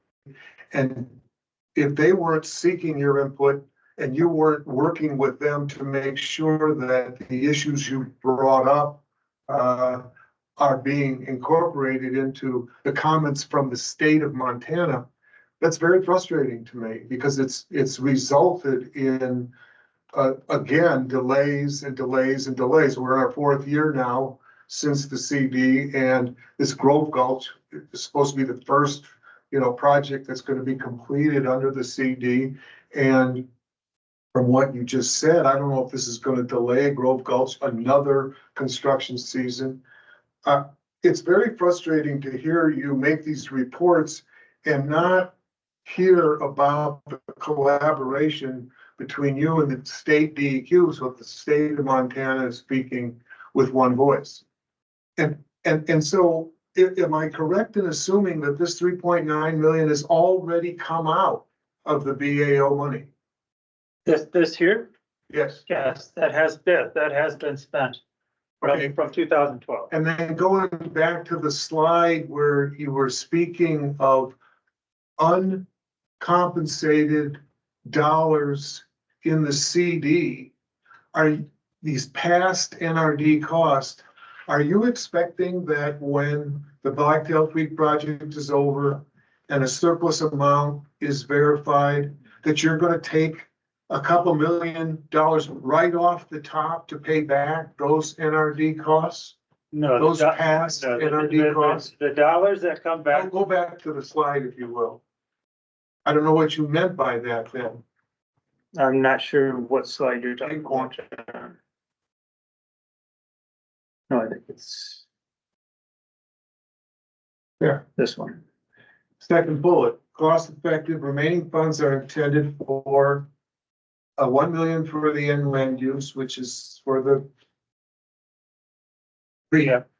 past NRD cost and to reimburse restoration funds. Now, we have been using this Byzantine chart, as we call it. The 51% goes back to the aquatic and terrestrial, which I am making again a claim on for Butte. 35% to the BAO and 14% to the groundwater account. But now you're introducing this notion of a past NRD costs that you believe weren't reimbursed, and that comes right off the top or before these percentages are applied? No, what we're indicating in this slide is that the $20 million that was in the consent decree in the part of the settlement going to the state to DEQ to first do Blacktail Creek, and the remainder of that to go back to the various restoration funds. Part of that $20 million was to reimburse for the natural resource damage past costs. So the investigations of Blacktail Creek and the Butte reduction works and the other investigations. Those dollars, when they come back to the Butte Area 1 Restoration Fund, will go to the categories that this council recommended that they go to and the governor approved in 2019. So as they come back, they go back into those categories and from that amendment of the restoration plan. Go back one more slide. So, down on the end. You agreed or you didn't agree? To this lump? Some being, this NRD pass cost being included in the 20.5. So the past cost to reimburse the state for doing those investigations is included. And when that comes back to the BAO Restoration Fund, it will go to the categories. It's not gonna take the negative off the administrative fees or the past costs. It's whenever we do a settlement, we always get our past cost. Those past costs go into restoration projects. If except for the case of the big Clark Fork where we took a loan from the coal trust and we had to pay that back. So that was paid back. But in other instances where that money comes back, if there isn't a debt that we have to pay for those past costs, it goes to restoration. And in this case, instead of getting, and I wasn't part of the negotiations, but it's my understanding, instead of Atlantic Richfield, ARCO or BP ARCO, paying us directly for past costs, those past costs, as part of the negotiations, got rolled into the 20.5. So when they come back, they will go to the various categories for restoration projects. And we're talking in circles right now, so maybe somebody else. I have operated on, so there you mentioned NRD pass costs being lumped into the 20.5 settlement. And in the next slide, you speak of the state was given 20.5 million, the state of Montana. Right. DEQ and NRDP. Right. That's, you guys got to decide amongst yourselves. Okay, 20.5 million. There's been interest earned on that 20.5 million since those two payments were made in 21 and 22. I'm guessing that 20.5 is, you know, probably grown to 22, 23, 24. I don't know, but there's 20 some $1 million. And some remedial action as outlined by Jim. From that total amount plus interest minus those costs to do the Blacktail Creek project. That's X. X, I hope, is going to be in the neighborhood of $15 million. Then 51% of that $15 million is going to the aquatic. The upper Clark Fork basin that provided fund that I believe $16 should million come back to to repair. Butte, but that's a discussion for later. Which, I mean, talking about this, since that money was paid out of BAO and now it's going back, part of it's going back to. Yeah. Part of those past costs are going back to the upper Clark Fork. Who didn't pay any of the past costs. So 35% of that $15 million, which should be around, you know, what's that, 5.5 million should go right to the BAO, and we can decide, or we can recommend to the governor and the trustee what we might want to do with that money. And 14% is going to the groundwater. Right. Is there going to be a lot off the top past NRD? No, there's not. I think that's a little misleading the way you presented. Okay, then we presented it wrong, but we've actually presented this several There's no times. intention to miss. Yeah, I understand. I understand. We're just saying it is what I presume, because then I'm reading this $4 million and I'm saying, well, the past NRD, what's the distinction between the past NRD cross as you presented it and the $4 million? Well, the Pat just explained, John, and again, I'm not trying to be argumentative here. We are looking at the past costs so Doug said this when we're negotiating the CD action on our back book, like, you know, right? These were the costs in here. So we are sort of segregating them. Cost pre-CD, cost post-CD. We're trying to make the distinction. That's all. That was fine. But the point is, you've made a presentation that says past NRD costs are somehow gotta be reimbursed. And I don't get if we've already scraped $4 million out of the BAO account to pay for these things, what is the distinction between these things and what you present as past NRD costs? None? Is one and the same? These past NRD costs are those costs. Now I'm gonna go through here so the people on the screen are the same costs that are in this light brown. The parent, yeah, the parent investigation, the Blacktail Creek investigation, those investigations. Well, and to follow question at those, that the parent investigation costs should have been encapsulated in the parent project costs. They're not an admin costs. Well, They might have been done before to characterize, but that would come out of the parent budget. Those aren't admin costs. Because those are specifically towards the parent project budget. So, Those were done before, but I'll let you. yeah, I mean, it just Well, makes it's just, sense. they were done before there was that investigation was done before there was a parent project. Well, They correct. I were mean, that's the done whole point of it to was to make set sure up the there parent would be a project. parent project. Yeah, so it is a parent project Yeah. expense. It's just, Well, yeah, I mean, it could have been treated, we could have gone back and reaccounted for those and included in the project, you know. So why isn't the purple in your chart here, the $1 million since the CD was signed, $940,000? Now, my understanding is that state of Montana, via its Department of Environmental Quality, is getting reimbursed millions of dollars from BP Arco for all of their oversight costs. And why do we have to pay twice? Why wouldn't the bills manifested here in 21, 22, 23, and 24? Why are you sending those bills and they're allocated against DEQ's costs to achieve those goals you outlined of making sure we get an effective implemented CD as we negotiated it? I don't see why it has to come out of the BAO account rather than the cost of doing business to complete the Blacktail Creek project under remedy, under the CD.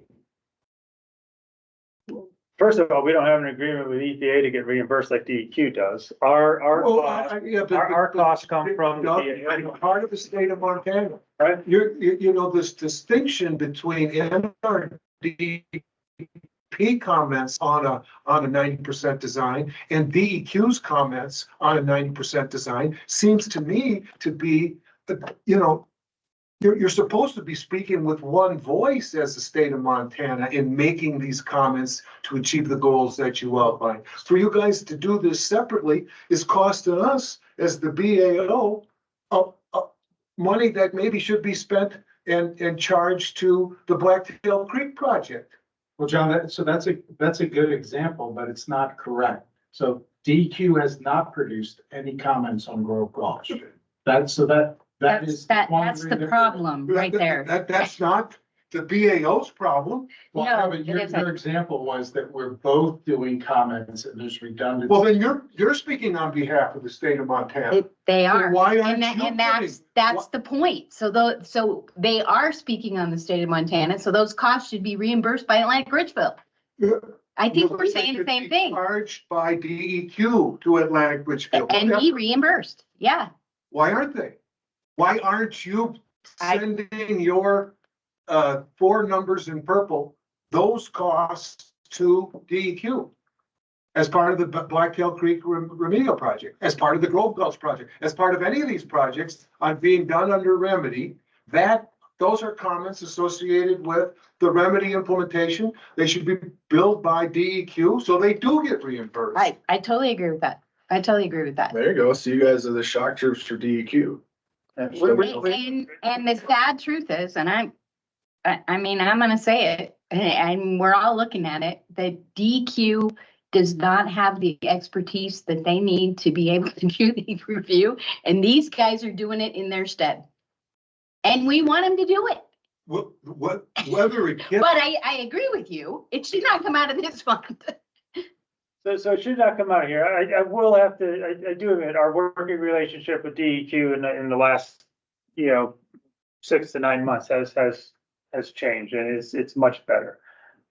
As far as our expenditure here, I can't answer your question, John, why we don't charge EPA. We don't charge EPA. No, I think you have an opportunity to charge EPA. I'm not suggesting that. I'm just suggesting that the DEQ has a cooperative agreement with EPA so that their costs, everybody at DEQ who is billed to the priority soils superfund account is having their costs reimbursed through an agreement, oversight costs through the CD. So my sense of it is if you're doing this work, these are oversight costs associated with the proper implementation of the work plans under the CD.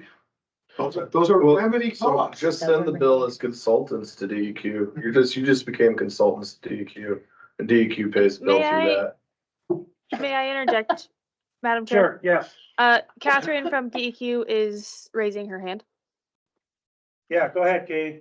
Hi, thank you. So we have a couple of us from DEQ on the call. Can you guys hear me okay? Yes. Yeah. Okay. And I just wanted, so I've got Amy Steinmetz, our division administrator, also on the call. Yeah, this is Katie Garson-Forba, the bureau chief for DEQ. And we also have our chief legal, John Morgan, on the call as well. And so if you guys have questions for us, we can certainly answer some of those. I think one of the things that I want to just make sure we've got a clear distinction, and I hear what you're saying, John, about, the state having a shared voice as we can.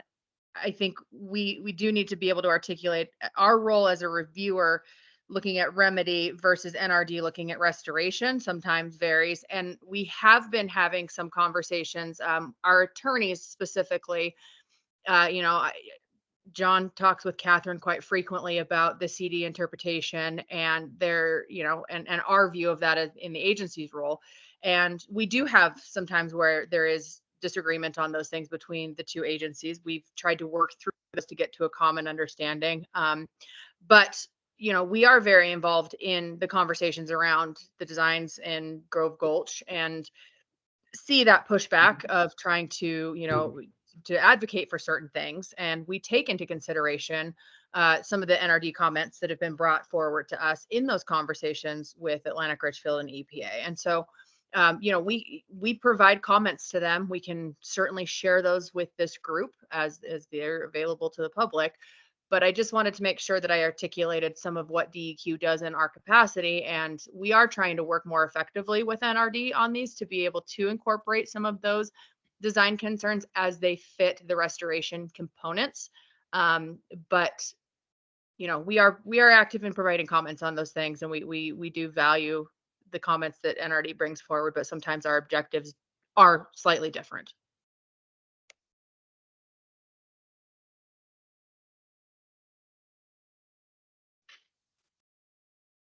So, but I think, core issue here is there's not just gray lines on what NRD money has been used to do in Butte. It has done remediation work, period, full stop. That's the parrot. That is remediation. Doesn't care how people massaged words, all right? So we spent a majority of our money in this has been spent in remediation. And so if our team now is having to speak to remediation issues, sorry, this isn't restoration. You can say that, but that's not what has happened here. And that's not what this community has done. So if this team is being forced to speak to remediation issues, as they're claiming tonight they have been, and they're using that, then it does suggest that DEQ, we have become subcontractors, if you will, of DEQ on remediation commenting. So you can say, I heard you say, and I understand what your legal documents say, but there is no one who can stand up and say that the parrot cleanup was restoration. It was remediation. So let's just be really, really clear that we don't want to mince words about, well, you guys can't really do it because you don't already do that. We do that. And that's what we do down here. So let's just keep that in mind as we're thinking about what we're trying to solve here, which is not expending the rest of the money we've got as your guys' shock troops on commenting remediation.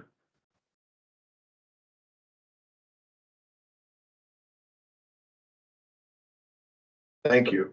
I hear you, John's about this number in purple, that we need to reduce that, both of these numbers.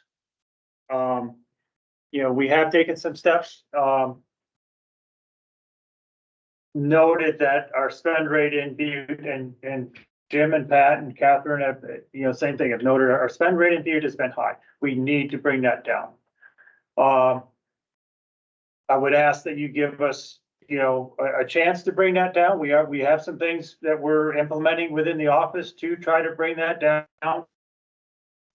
to be more effective and efficient with how we are commenting on documents and that type of thing. The one thing I will say is that the one thing that restoration has done, and one of the things that we have used our funds to do, is to push, I'm not sure if push is the right word or not, but you know, comment on and push Remedy to do more, so we have to do less. Or in this case, some of the comments that Jim had, like for instance on Grove Gulch, is making sure that the waste in Grove Gulch is removed, so we don't have to go under restoration and take that out. It's more effective to do that in words than it would be to have to go out there if we didn't do anything. And if that waste was left there and then we went out and we had to, you know, move, you know, 50,000 cubic yards, it would cost more to move that 50,000 cubic yards than it would be to put it on words and try to get it removed under Remedy. So that's the premise that we have been working under. But they're not responding to you, so you're not really getting it done. We're I mean, you said it clearly. yeah, it's a difficult thing. I would like to say See, I'm with you. we've made better, I know, we've made better progress, but you know, I'm hoping that we can. Yeah, no, we hear you. We need to decrease our spend rate, and we have been trying to do that. But I would say, John, I think we have, like this table idea, you know, nobody's supposed to be addressing our comments, but then this table appeared. Yeah. Right, not just a simple little table. So I think that our activities are making a positive effect, but I also understand this, there's a perception out there, and I think John voiced it, that it's delaying work. And I would argue, and I think I could do it pretty pervasively, that what's delaying getting work done, which we all want to see in view, getting work done, is not having the hard conversations on the issues that we even identified, you know, 6 years ago. That they just keep on getting punted down the road instead of dealing with them, getting them settled and moving on. Sure. Well, you remember I freaked out on Nakia on his 40-year fucking plan? Yeah. You guys don't have enough money to get 1/4 of the way through that right now. If we just turn all of our budget over to you to just do that. Yeah. So I think, you know, there needs to be a serious sort of thought process here, not about cutting down what you're going to do. There needs to be a pretty serious thought process about, there's only $5 million left, and in the next 4 years, you guys will spend 40% of that. There will only be $3 million left at your burn rate. So I don't want to keep coming back and just watching money go away. Like I can make this 100th meeting my last after 14 years. If you guys want to find a different way to use this money, but if it's all we're going to do for the next 6 years, because EPA is not going to get done, DEQ is not going to get, these plans are not going, this money's gone. So do we want to get a little more serious about thinking about how this money's going to get used? Do we need to readdress the entire plan? Because this is it, guys. You're there. This is just such easy financial accounting. Mm-hmm. It's done. If you can't see this right now, and of all people on this call can't see this right now, we're not meeting 6 years from now because there's no money left. So do we want to think a little differently about this? And maybe not in this meeting, but do we need to get a little more serious about what's going on? Yeah, we do. And that's, you know, we have been working on that. We can't keep spending money like we're spending it in the view. And it's not just you guys. I mean, yeah, I mean, you know. So John also had a good point that, I mean, really, it's not the DEQ and the NRDP, it is the state of Montana that's responding. And is there a way to combine those comments and have them be part of the MOU and reimbursed if they're truly to CD, you know, Yeah. if you're working on CD stuff. If you ask me, Elizabeth, I'll have to talk to, Amy and Katie about it. I don't know if there is that, but I do know that, in the past, as I said, in the past, 6 to 9 months, we have made, a lot of progress and And that's great to hear. and working together, just like the MOU on Blacktail Creek and working cooperatively on the SST funds. So that is top priority on part of my to-do list. But it is something that we are actively working on, and we could look at something like that. Well, one of the models that worked pretty well back in the nineties with this was that when DEQ and NRD when I was at DEQ, so I was at DEQ working Silverbow Creek, is we would develop our comments, DEQ, full drafts, we'd send them over to NRD. NRD would go over them for their considerations, not everything, their considerations. If we got back to something like that model, I know I can speak for myself, but my level of effort on BAU would probably go down 60 or 70%.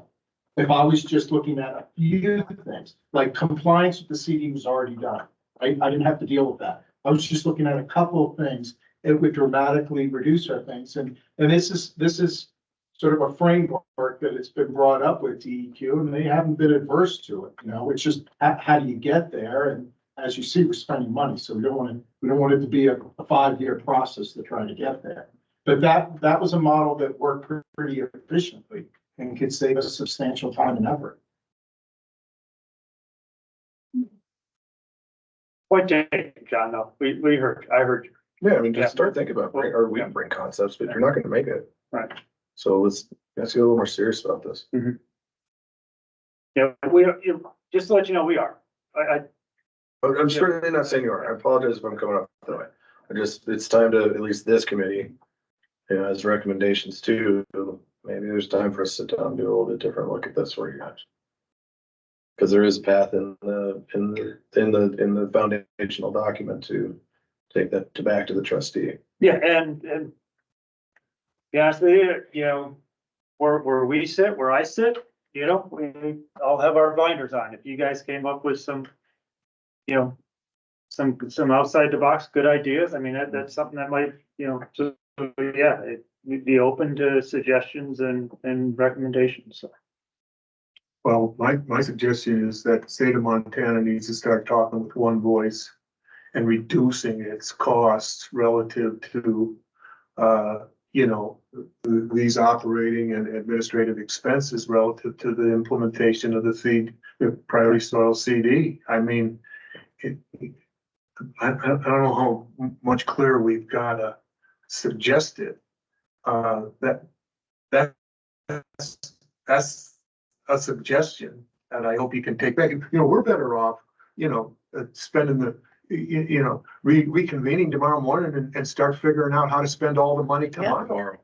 Yeah. And so you don't have the categories to build to anymore. I mean, I don't mean to be crass about it, but I'd rather see this money go into the ground and into projects. Be they recreational or, let's just commit. What if we committed all that money in a set of recommendations to the governor and you didn't have our category to build to? Then I presume you have to spread the cost over the other accounts. So the way our program works is, and it was, it's in the process plan that, we charge administrative fees. If there's no money to charge to, then we don't work here.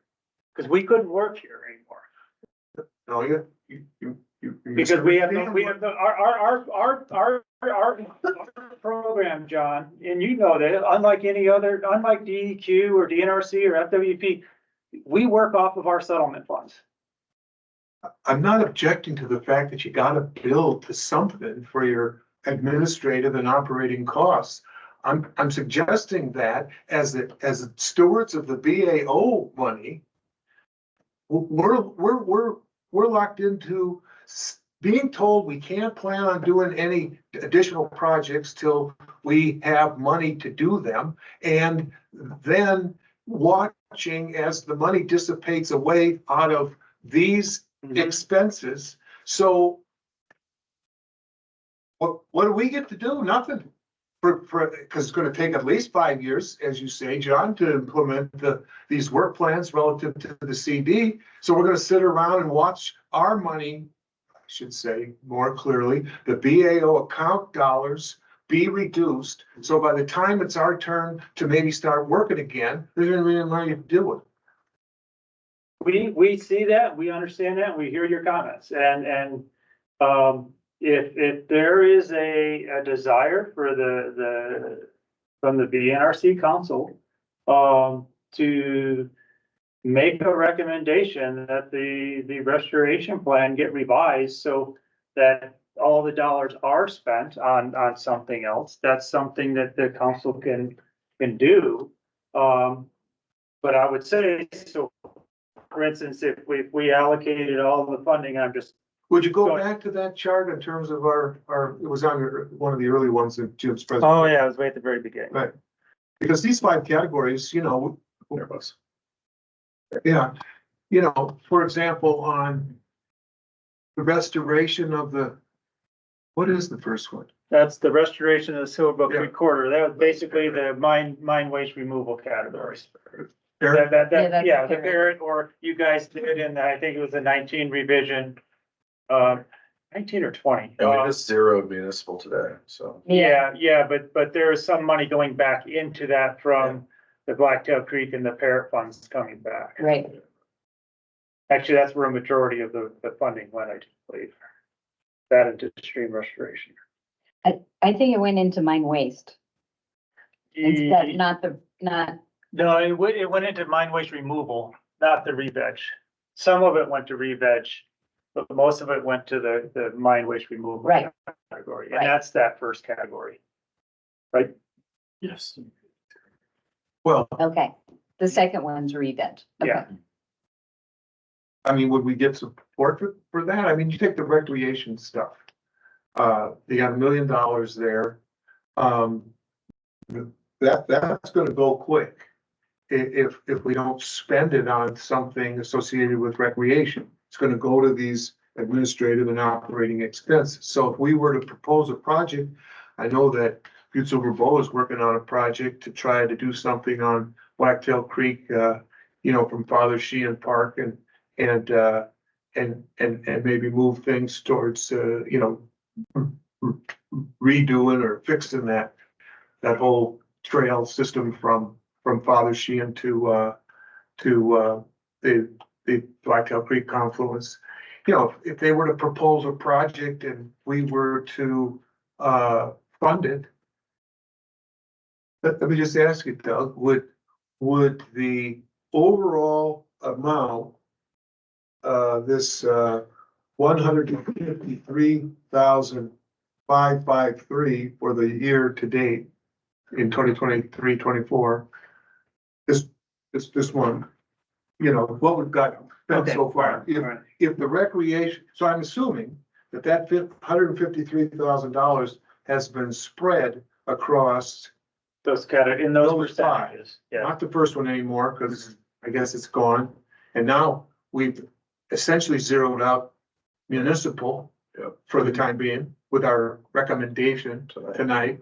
So is that 153 gonna, when we see this chart for fiscal year 24 at the end of June, is it gonna be reallocated to 4 columns instead of 5? Yeah, because that's the only money there is. Because this one would be zeroed out. Right. Or would a portion of what used to be charged to municipal go to somewhere else? Well, once this gets zeroed out, then there's no money to charge there, so it would go to these other, Distributed across the other. those other categories, yeah. Right. So, you know, that's where you guys are going, you wanna start looking at recreation projects, you wanna start looking at potentially stream restoration projects. You know, the plan does say that, you know, you're waiting for the corridor stuff to get done to integrate it there, but if you wanted to look at other projects, I suspect we could start looking at those and start spending that money, instead of, you know, just waiting for the remedy to get done. I would say I play the black and white game in my head all the time with myself, but the flip side to that is then once the remedy gets done, then you're not gonna have funds to add Well, there's the restoration. third option, we discussed it once or twice before, is that we recommend no funds are spent and there are no meetings and there's no nothing until that's done, and we let this earn interest again while we wait. So we'll come back in 5 years. That's another option. Yeah, that's There's ways to skin this cat. Yeah, I guess that, but that what I'm giving you, but then we're not working on the CD issues either. Well, you keep working on that and you build the EQ. Well, yeah. That's your subcontractor. Sorry, Katie. You be our negotiator. I'm saying if that's what you're doing, you're working on the proper cost effective and protective implementation of the CD as it was written. To me, that's part and parcel to what DEQ is doing. And together, do that together. And if they want to rely on you guys, then boom, build those dollars to that account and leave these dollars for restoration projects in the future. I just think that there's a logic there. Because if we're not going to do any restoration projects in Butte, I like the idea of just freezing these accounts in place and wait our turn for when the remedial stuff is done. We can find other things to do on Thursday nights. So I think I keep coming back to, I don't know how much we beat this horse tonight. I apologize, I'm sick as a dog, so I'm not really tracking well enough. But, I think it's maybe behooves us as a council to ask the next meeting to be about, that fundamental look at what we're gonna do. Cause the writings on the wall, we keep doing what we're doing, we're done. I'm just, and not having money to really do much else. Or freeze it, or we recategorize it and just pay it all at once. I mean, there's only 4 or 5 ways to do this. We probably need to start putting pretty hard at eval of what we want to do here before it's too late and it just gets blown away. And I'm not, you guys are doing a great job. I'm not saying, it's just the reality of the process. So we got to really look at that. And truly, when was our first, we were supposed to sunset in like 2016. Yeah. Yeah, it's a 2-year process. According to our planning doc, it's supposed to be done in 2 years. Well, I would note that all of our restoration plans have gone a lot further than we've ever initially. Oh, I know. And I think that's part and parcel too, to like, where's the money and how much money's left? If we're gonna get you to the finish line, you're not gonna do it the way we're doing it right now. But no, John, that sounds like a good idea, and I hear you, John, we can take that back and talk about that.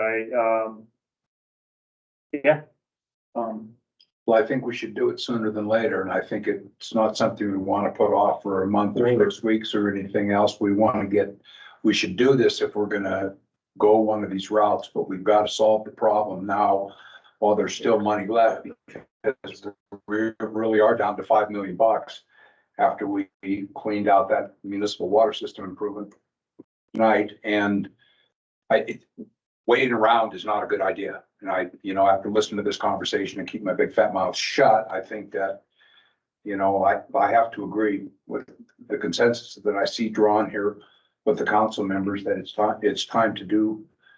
And if we have to sit around and wait until remedy, gets taken care of. This thing with Blacktail, Greg, has been a kind of a thorn in my side anyway. I mean, we wait, design, and we're not getting to that process or getting to where that work is getting done. And there's a lot of frustration.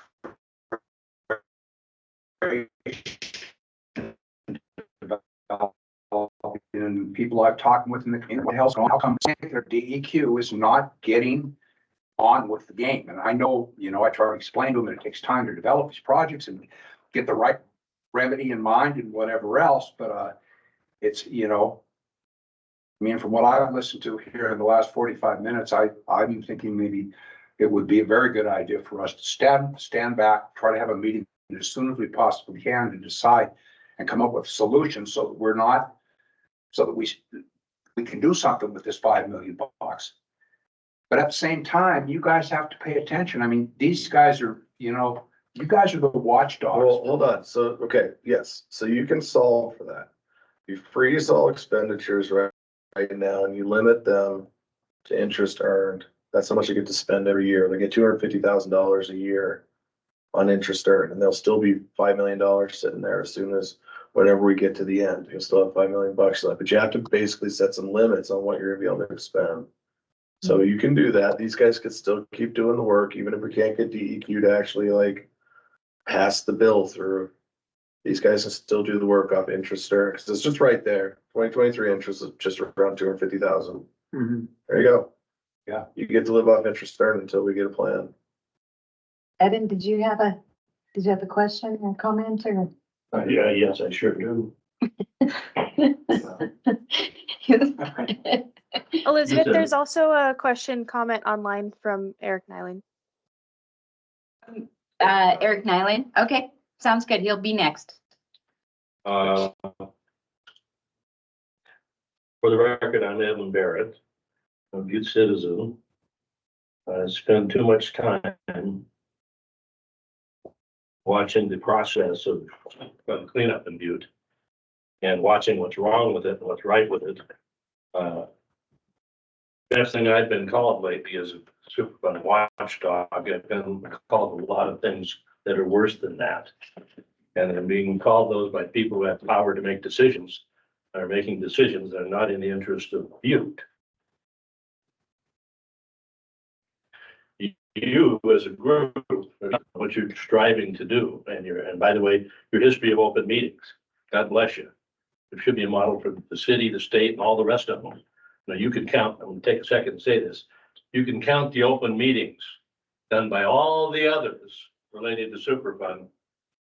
Not a one of them could you find at meetings that would take more than one hand to count, 5 fingers at the most. You've got 100 of them. That's the way it's supposed to. Now, enough of that, but compliments on that, really. It's a big deal.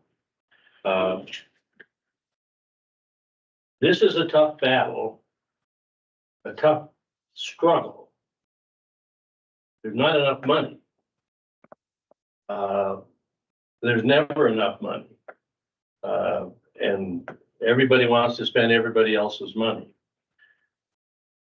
You guys are looking out for Butte on a project basis. I'm all for that. But be careful that with what you push to have happen with the money here doesn't create a situation to the detriment of Butte at the state level. We're talking about, I really loved when I heard the comment that the reason the you combining with NRD, this group here combining with NRD led to, well, and some other people do, I guess, going along, led to waste being taken out of the Silver Bow Creek corridor. I'm with Restorer Creek, and I'm not there, I'm not representing them with my comments. This is me as a person. But as a person with Restorer Creek, we ran into the wall over and over and over again. We're not going to take 1 tablespoonful of waste, tailings or anything else out of the Silver Creek corridor. Don't waste your time on that. The pressure you guys did in combination led to a decision behind the curtain, where one day they came out from behind the curtain and said, guess what? We're going to take tailings and waste out. Boom. Right? It's because the pressure was put in the right way to get something done to the benefit of Butte. I don't know what all went into it, but that's a model in a way. There's a structure for the expectation that you can take the NRD program and say, you guys go fix this with DEQ, that isn't the way it can work. Why not? Just, I'll tell you. That isn't the way it can work, because there's a structural problem in that. There's a, John, yeah. There's a structural problem in that, and there's an influence problem with that. DEQ is the state partner for enforcement with EPA over this process. NRD is only a commenter. Anything they do has to be done through DEQ. Okay? They are not in a strong position. There's a structural problem in terms of that. There's an influence problem. Why does DEQ, and if you're listening in on this, why does DEQ not insist that every meeting that EQ has with EPA about the stuff important to Butte, and NRD is not invited to that meeting? I'll wait for an answer someday for that. Right now, the best friend Butte Silverbow has had for cleaning up Butte has been NRD. You saw it on their slides. They're watching out to see that the CD is enforced for cleanliness. Grove Gulch, the rest of them are rolling over and playing dead for BP on Grove Gulch. That's your opinion. That is my opinion. And there'll be a lot more on that. They're all rolling over for BP on Grove Gulch. They're all acquiescing on, we don't need to take the dirty dirt out of the middle of the Silverbow Creek corridor. Who's fighting that? And for the CD enforcement is NRD, and it's about, these guys all say, we just do what the CD says. And then when you say, well, why don't we do what the CD says? Well, it doesn't mean that. It means what we say it means. So what needs to be removed? Now, they're working hard to pull it together, but they're working hard to pull it together with DEQ from a position of less power than DEQ, legally and otherwise. So if you push it on NRD, you figure it out with DEQ, make DEQ do the right thing. This group and everyone else in Butte ought to be saying, we want these people here doing this job, and we want there to be money for them to do it, and it shouldn't be coming out of our money.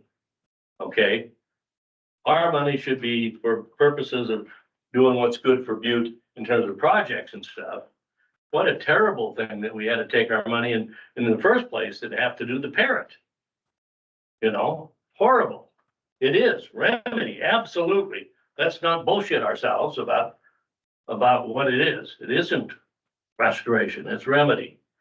So if we're gonna have somebody fight for us, right now, the proof's in the pudding. I see it every day. The people fighting for us is this organization here. And if you push too far to where, well, they can't spend time in Butte, who's gonna fight for us? Because I can tell you the rest of them aren't fighting for us. No way. And so I urge you to be cautious in how you proceed. Get what you want, keep the pressure on, but don't have unreal expectations. Why not pass a motion asking DEQ to have NRD at all the meetings with EPA? Why not? It may be even more meaningful for the long haul than just saying, you go fix it with the DEQ. Once we have by the cleanup, we end up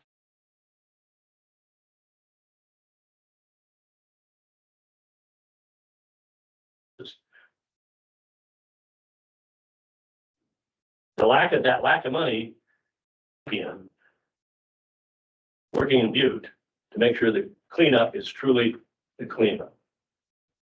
Okay. Eric, did you want to go next?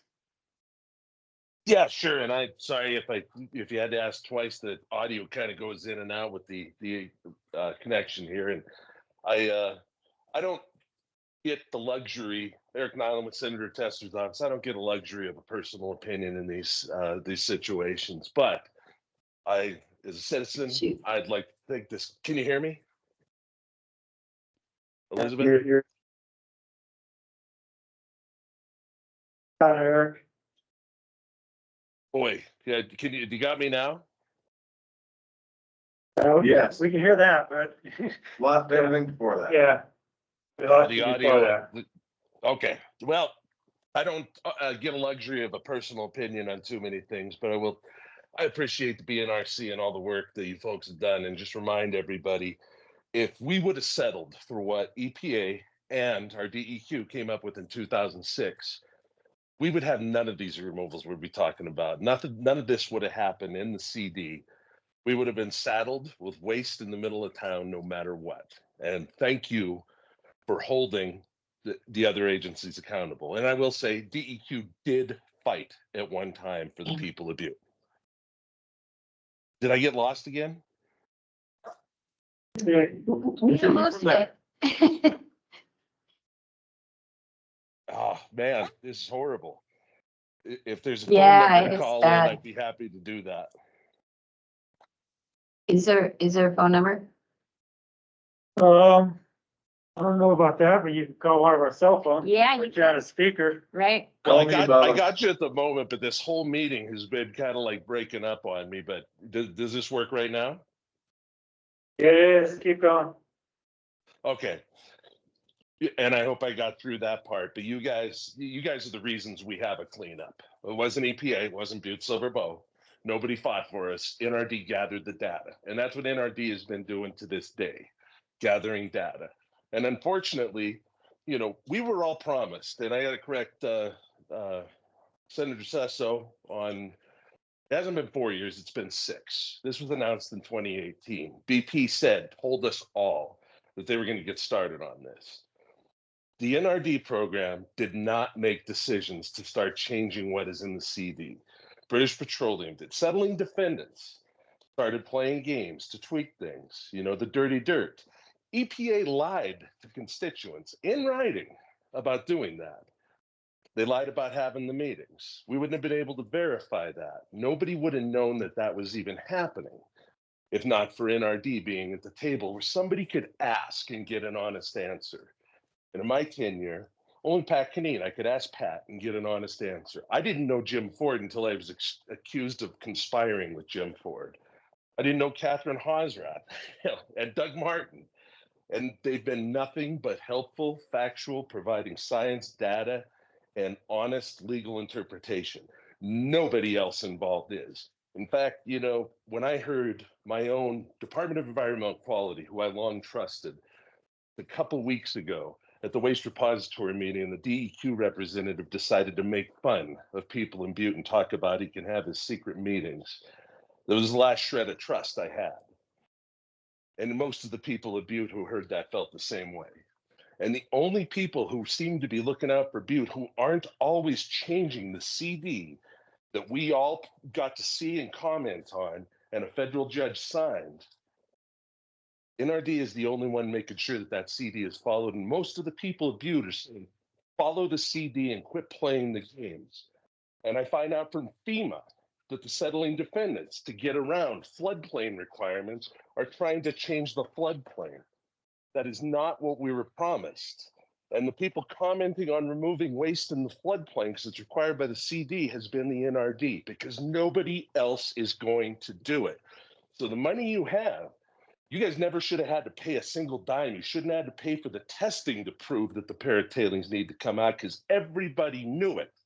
There should have been adults at the table. The federal government has absolutely failed. And I'm working tirelessly to hold them accountable, but it's slow. And once these decisions are done, they're forever decisions. The work that these people are doing is absolutely critical, because the people in that room, Catherine online, they're the only people who have been honest brokers throughout who aren't just cutting something or hiding something, changing floodplains, things like that. They deal in facts and science. So yeah, I don't want to see as a community losing the restoration dollars. But if we get a half-ass cleanup and these deals go through, it ain't going to be worth the restoration at the end of the day. And that's what I have to say. Thanks.